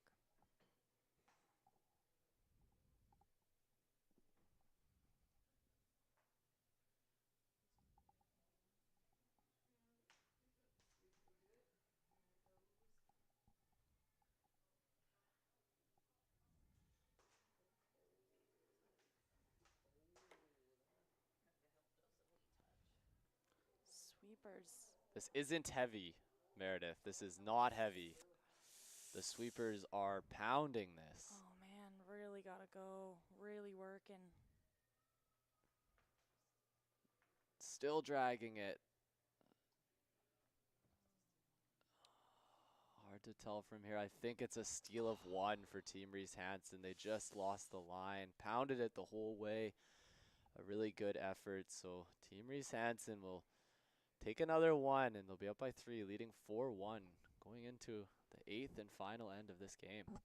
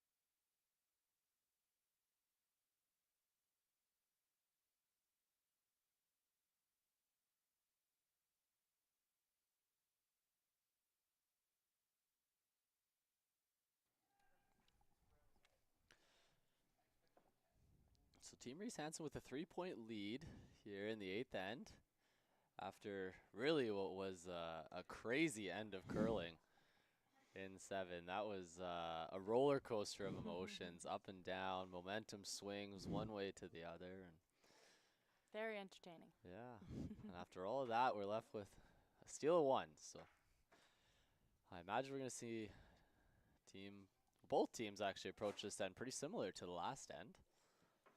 Team Reese Hansen, probably as we get a little later in the end, are going to look to keep this open. And Team Pewarchuk obviously looking to get rocks in play, guards in play, and generate a big score here. 3 to tie, force the extra. It's definitely not out of the question, especially with the 5 rock rule. We see 3 balls quite often, so.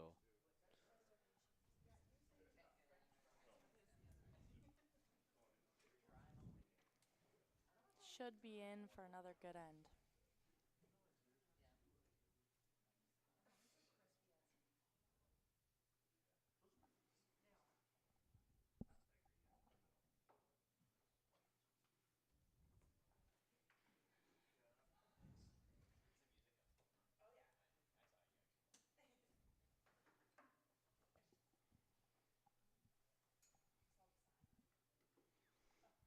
so it looks like we should be looking at some double corners here this end. They must have heard you, Meredith.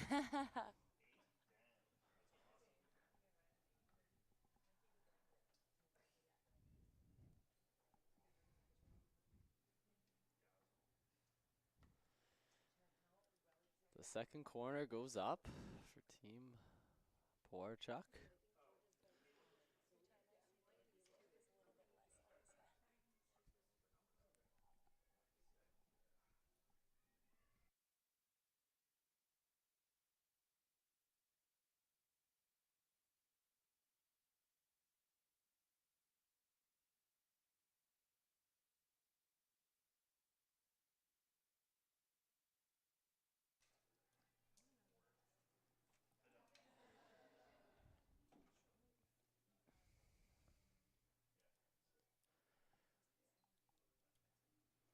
Team Reese Hansen, Kimbano electing to freeze their own in the top 4 foot. Beautiful shot there from Kim. And like last end, we'll see Daleen ignore those and draw around those corners, hoping to generate a big score here. And then for Team Reese Hansen, it's going to be Peel City. Peel, Peel, Peel. Keep things open and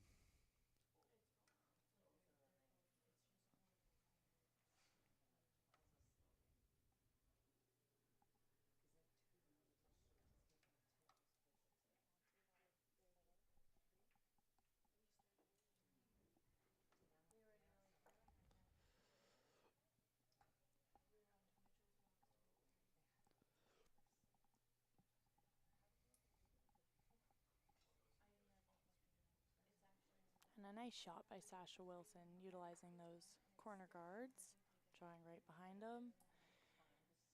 And at the first opportunity, Team Reese Hansen hopefully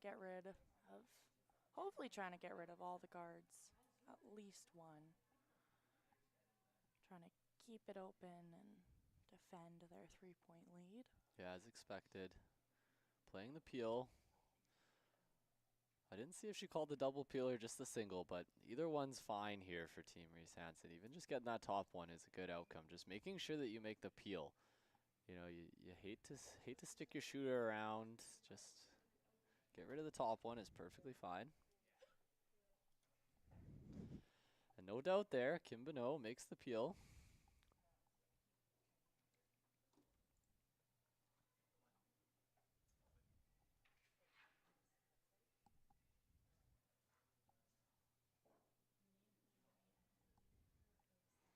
Team Pewarchuk throwing the nose freeze here. I'm a little bit surprised that we're Yeah, not too. seeing Team Pewarchuk, Daleen, put that corner guard back up. At least one more here. I would have suspected. It's only second rock, so cold freezing this early. Yeah, the problem with this is that even if you make it perfect, Team Reese Hansen just peels that corner. Now you have no guards to utilize, and scoring 3 or more with no guards is a really tough task here. So. And not only that, but Team Reese Hansen has a lot of time. If this rock is made perfect, which that's a really nice shot by Sasha Wilson, but Team Reese Hansen does have a lot of time to get rid of it. Nevertheless, great shot called and made by Sasha Wilson. Taylor electing to play the double here, feeling confident to be able to get both those blues out of the house. Seeing lots of big weight from Megan McGilvery this game. A very, very confident call here. I am a less confident Skip. I would peel the corner. So not quite the double. And not a very good outcome there for Team Reese Hansen. Maybe got to bite our tongues there.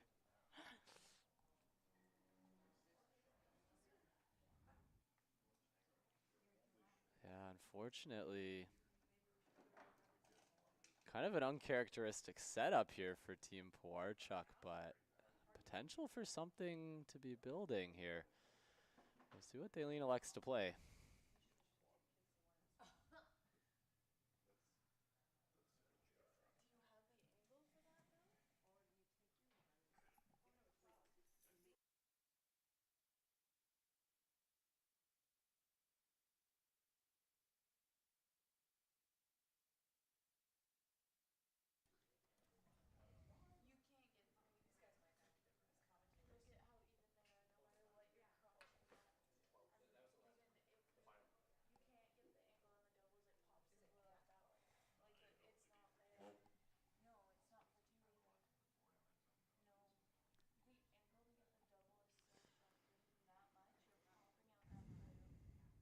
Sasha Wilson with a little... Kayla. Oh, Kayla Wilson. So confusing. To be fair, from here, they look the same. Kayla with a little tap. I don't think quite what they were looking for. I'm not sure what the call was. I did not see, but neither. nonetheless, it'll leave Team Pewarchuk sitting, I believe, first and third. Team Reese Hansen sitting second. Again, a really uncharacteristic eighth end here. A lot of thinking going on here. Definitely keeping it interesting for us and the fans. Well, we have an update. We have another final on the men's side. Sheet 2 right beside us. Team Montgomery takes the win over Team Nobert. Not sure what the final score was. I didn't see how many they took in the last end there. Looks like it was a confident victory. I'm told by the fans for Team Montgomery. So they'll lock up a place in that final. They'll play Team Cam de Jong. And now the interesting thing about this situation, actually, we'll just watch Megan's shot here. Back on our own sheet. Oh, and just misses the double. Wow, really close. Not a bad outcome, but would have loved to get that. As I was saying, an interesting situation here on the men's side. So we've got Team Montgomery playing Team de Jong in the final, and Team Montgomery has already locked up their spot in provincials because of a win at the Maple Ridge Cash Spiel a couple of weeks ago, Golden Years. So by virtue of them already being into provincials, regardless of the outcome of the final, Team Cameron de Jong locks up a spot in the provincial championships in January in Langley. So I'm sure those guys are very excited. Again, I'm sure they really do want to win this final game nonetheless, because the money and the title are both on the line, but very exciting for them. Definitely takes.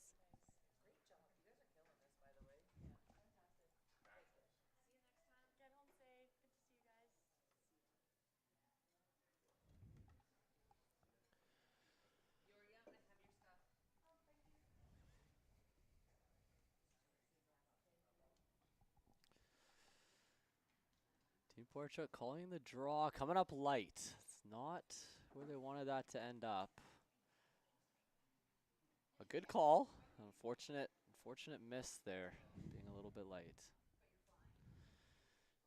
Taylor's looking at this hit on that back one.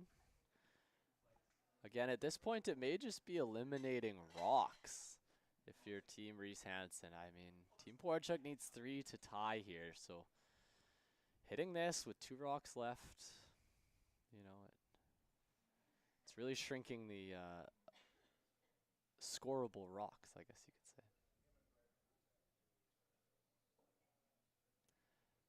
A quick score update over on sheet 7. Just starting the 7th end, Team Jackson-Baier and Team Ryan, they're tied 2-2, low scoring game.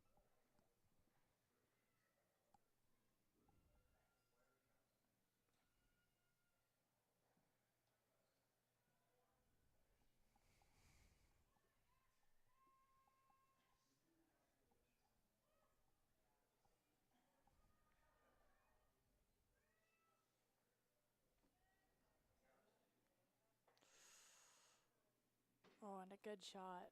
Yeah, Taylor will bonk that right on the nose. Sitting second and third shot, maybe shot, hard to tell from where we're at. Calling curl at the end of that shot there to ensure there's no jam. And a nice shot. I assume we're looking at Daleen playing the hit and roll here, Meredith. Did you see? I didn't see what the call was, but. I didn't see the roll call, Okay. but I would not be surprised. Definitely smart.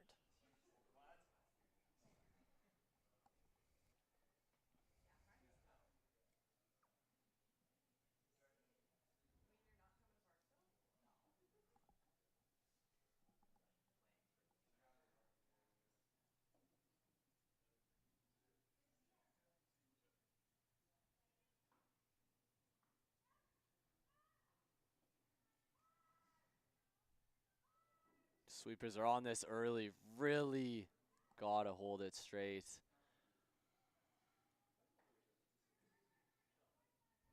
Wow, great team shot there from Team Pewarchuk. I believe that leaves them sitting first and second. Yeah, keeping the tie alive. What do you think we're going to see Taylor play here? I'm not seeing anything other than maybe a tap or a run, some sort of play on that top red. I mean, you could throw a cold draw, but I think you're playing something on that top red. I'm just not sure what kind of weight they're gonna look at here. Based on that broom, looks like they're gonna throw a little bit of weight. So trying to throw like a, I guess like a run back, if you will, 3 foot run back.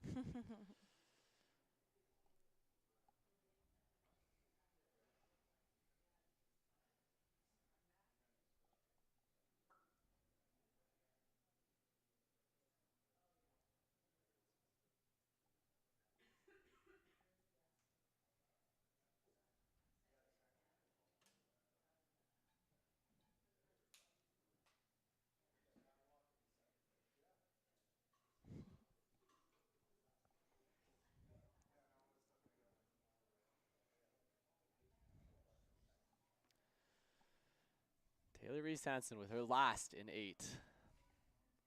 Electing to play the short run back.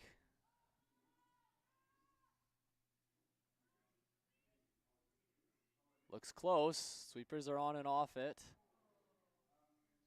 She'll roll away. It's hard to tell from where we're sitting. This might be an open hit for the tie for Team Pewarchuk. I can't tell who's shot around the 12-foot there. We'll wait to see. Oh, based on that, it looks like Team Reese Hansen sitting second and third. So a thin double here for Daleen for the tie to force the extra.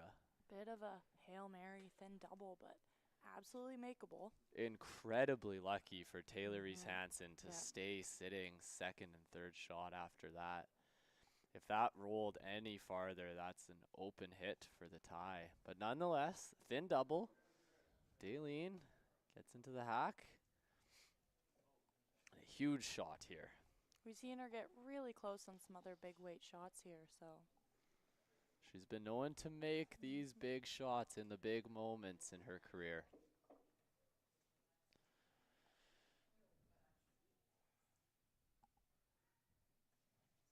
Thin double for 3 to force the extra. Daleen Pewarchuk.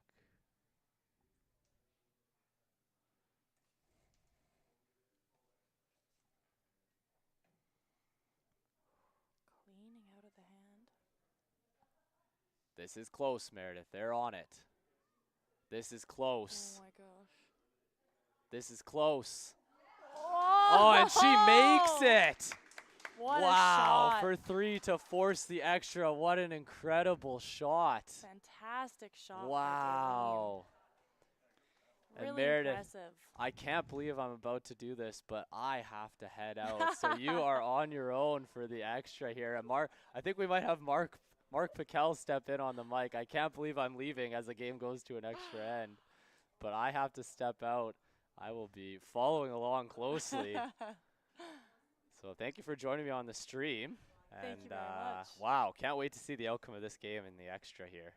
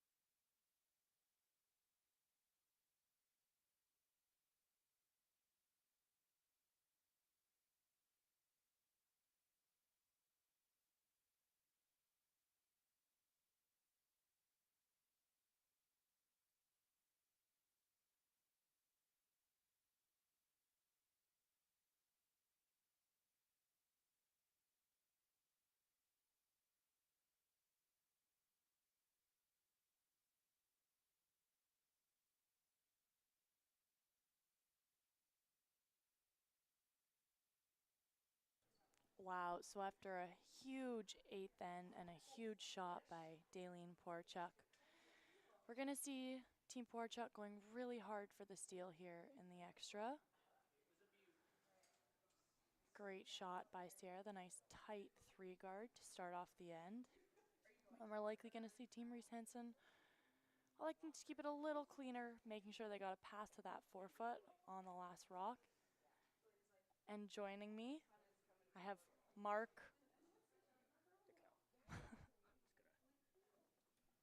Hello. Hi, I'm Mark. Joining the stream with Meredith here. Little celeb for the extra end here. Guest speaker.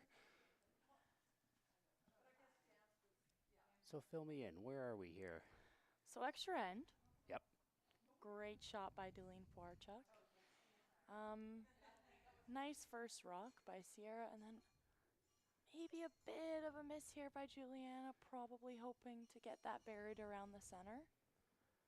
And then unsurprisingly, we're going to see Daleen throw up another center guard, really forcing the issue for the steal here. Yes.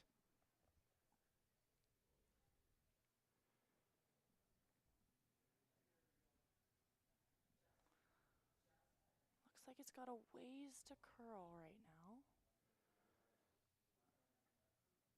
Should finish nicely. Might have a little tap here though. So not quite what they were looking for, especially against a team like Reese Hansen. You want to have those center guards as spread out as possible to avoid any double peels. Yes, they're a little offset, so easy double later on.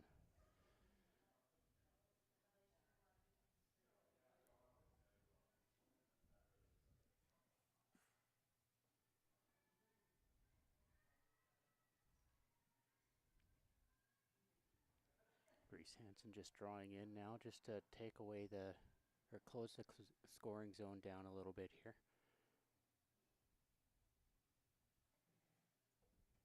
Just hanging out a little wide there. Might get the tap to push that one to shot though. Nicely done. Not a bad shot. Not quite what they were looking for. No, still just a little exposed. All right, so unsurprisingly again, seeing Team Pewarchuk probably hoping for a bit of a higher center guard this time. Higher center guard just to make that harder to remove. Really have to make sure they have guards to use later. They can force that one, or that try to steal the one.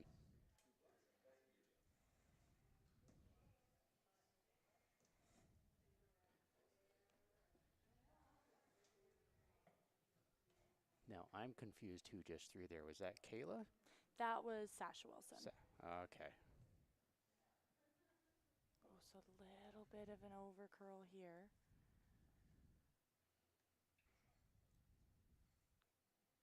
Great weight, but just pretty big overcurl there. Makes this double peel quite easy, unfortunately.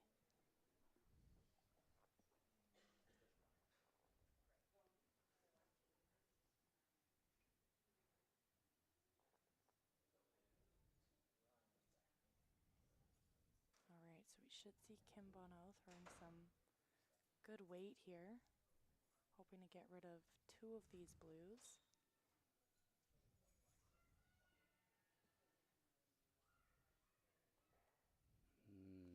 Gonna leave the center just off, or the shot stone just off center. Might be usable. So did get rid of the 2 blues, but like Mark was saying, there's still 2 pretty much center guards for Team Pewarchuk to use, so Team Pewarchuk's still feeling pretty good.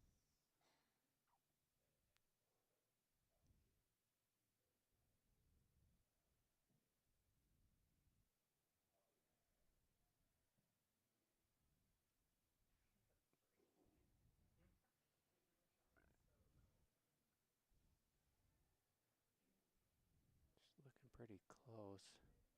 Having to scrub it just a bit. There we go for curl. Oh, not quite enough to get shot though. Really close. Really good effort by Sasha Wilson. Just not quite enough. Not quite enough weight. Yeah. Still a good shot. Still usable. Yep, still in a good spot. They just have to remove that red off the forefoot later on if they have an opportunity to. If Reese can get both of these, Reese Hansen can get both of these guards going right now, though, it does make it very difficult because they'll have to throw a guard up on their their next rock.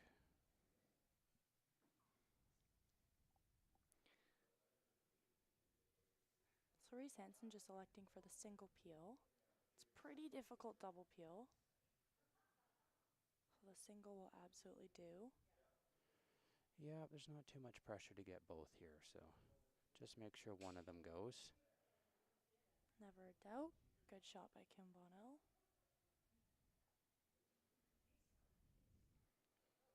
All right, so Jaylene has a bit of a decision to make here. Do you tap that up or put another guard up? Mark, I think I like the center guard. I think I do too.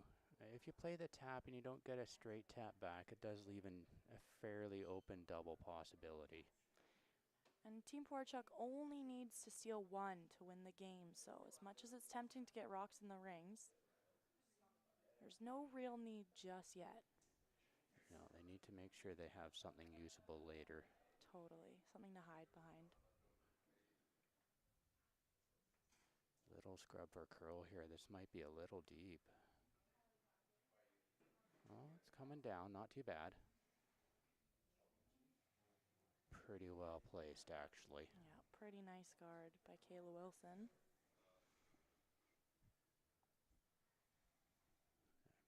Bet you Reese Hansen's just going to opt for a single peel again. Absolutely. Megan McGilvery with her first rock of the extra end.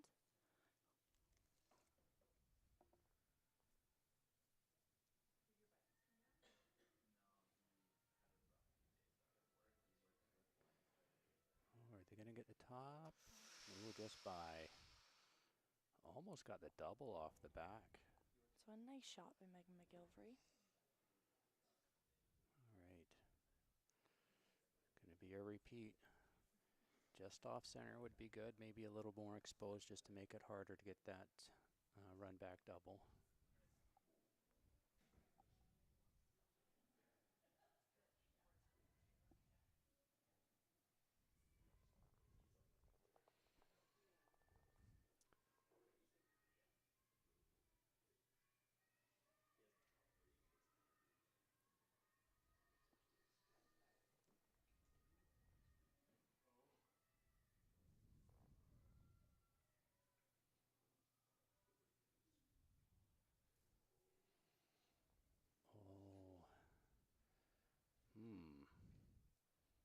Not quite what they were intending there. Really close, but again, looks like this double peel's looking a lot easier now. Yeah. Just need to catch the corner of that blue, and I think they both go. It's too bad our overhead camera can't see that.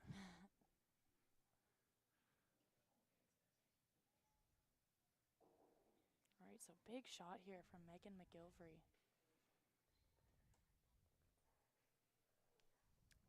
And nice shot there, getting rid of both center guards. So Team Pewarchuk. Yeah, a little Really bit in trouble now. Yeah, really got to cook something up for the steal now.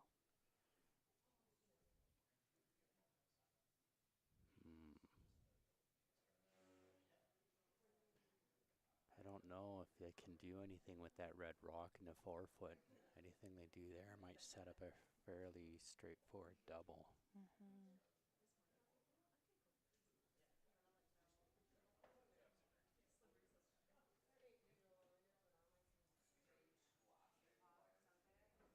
There's only 2 rocks left. It's going to be hard for them to find something to hide behind now.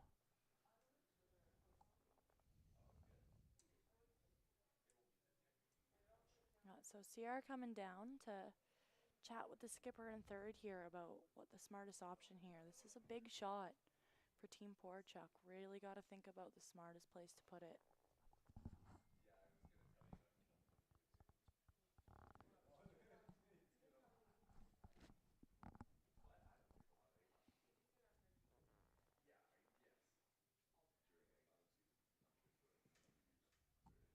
It's too bad we don't have player mics. It'd be really interesting to hear the conversation right now, but It would be. I think we can. Unfortunately, I had to do some repair to them earlier, so hopefully we'll have them ready to go for the next. Oh, awesome, for the Yes. final. Yeah, hoping to have both teams mic'd up, at least the third and a skip anyways, and we'll be able to listen into any conversations, hopefully. We might tell the players we'll be listening to them. May or may not. May or may not.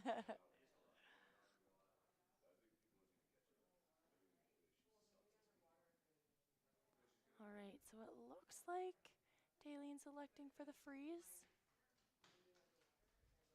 Not a bad option. Hoping to have something to do with their last rock after that, after Taylor's first rock, but if they get this freeze, they kind of need to be on the corner to get shot with it, but nose is actually not a bad option because they have one more stone. Hopefully they can use it to tap the red back. Absolutely. Skip's first here, so Dalene has some time.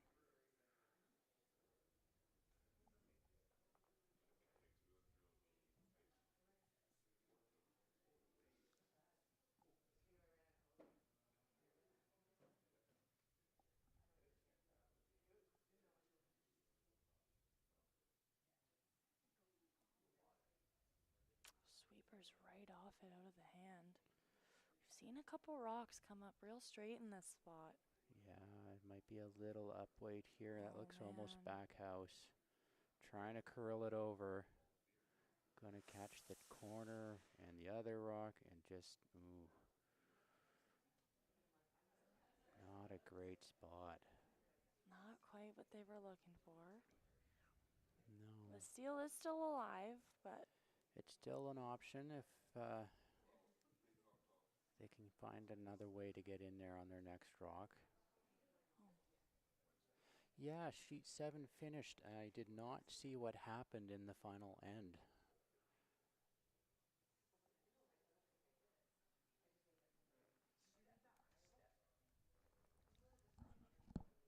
One of them got it. Nope, we have somebody looking up to see what happened for us.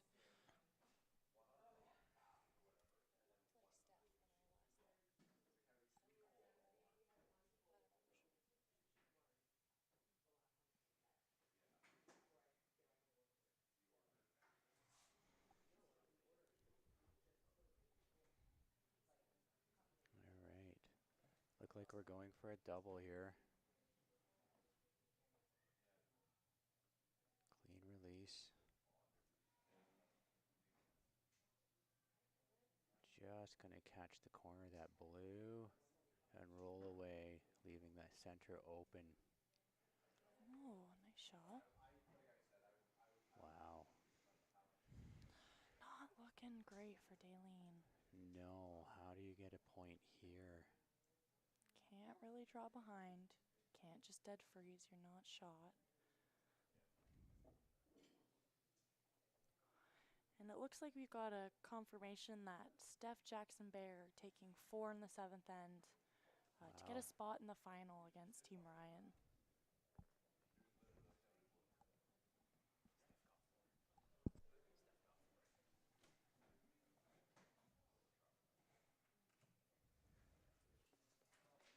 All right, so one spot in the final locked up for Team Steph Jackson-Baier.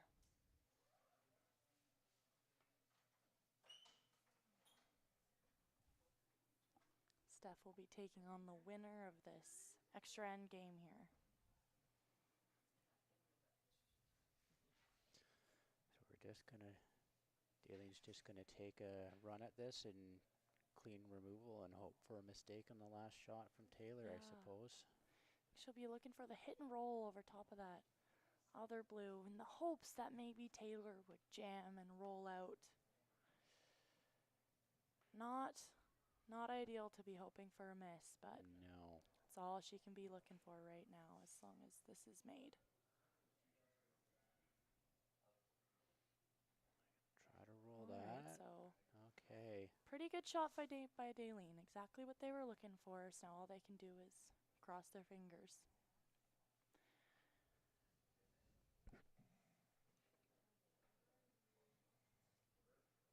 For Taylor, they're going to be looking for the hit and roll. Got to think about if they do hit this on the nose, whether or not they'd be shot for if that blue jams on the back. So Daleen doing all she could do, making Team Reese Hansen think about it.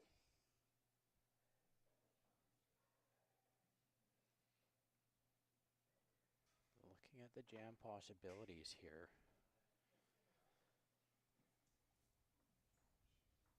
It is an interesting conundrum because if they don't cleanly remove the blue rock, the red, they try to take it out on the right side with an out turn. The red could roll out and not be shot. Yeah, definitely a little trickier than just an open hit. It sure is. That was a really well placed rock. Really well thought through. And a really good team shot to make it too. So if Taylor plays the hit on this and the blue rock does jam on the back red, the shooter, assuming it doesn't roll too far, could still be shot. Which I think is what they're opting for here. So as long as shooter sticks around, should be good enough, but planning for the worst and making sure they've got a backup plan. Yeah. Or plan B, like we may say. If they just hit a little low side on this, it should stick around pretty close to nose. Even if the blue goes back to the blue, their shooter will still be shot.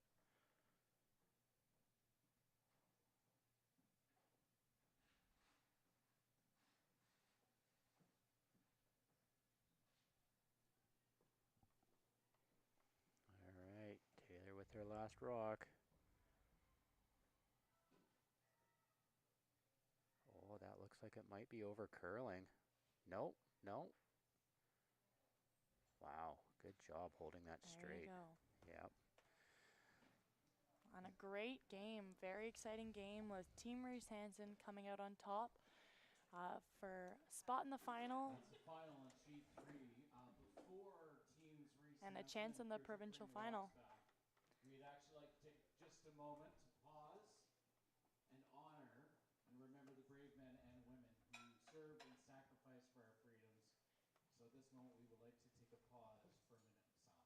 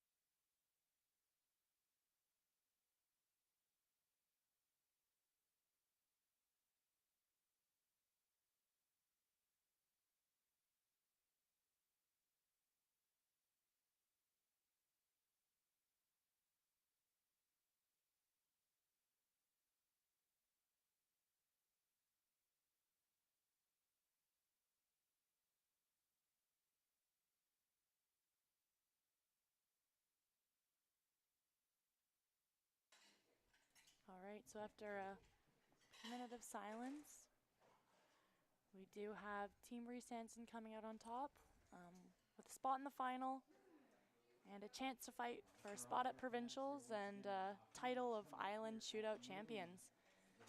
Thank you so much for everybody who came on to listen and all our sponsors. Special thank you to Mark for setting up the stream again. No worries. We'll see you all here again at 12 o'clock.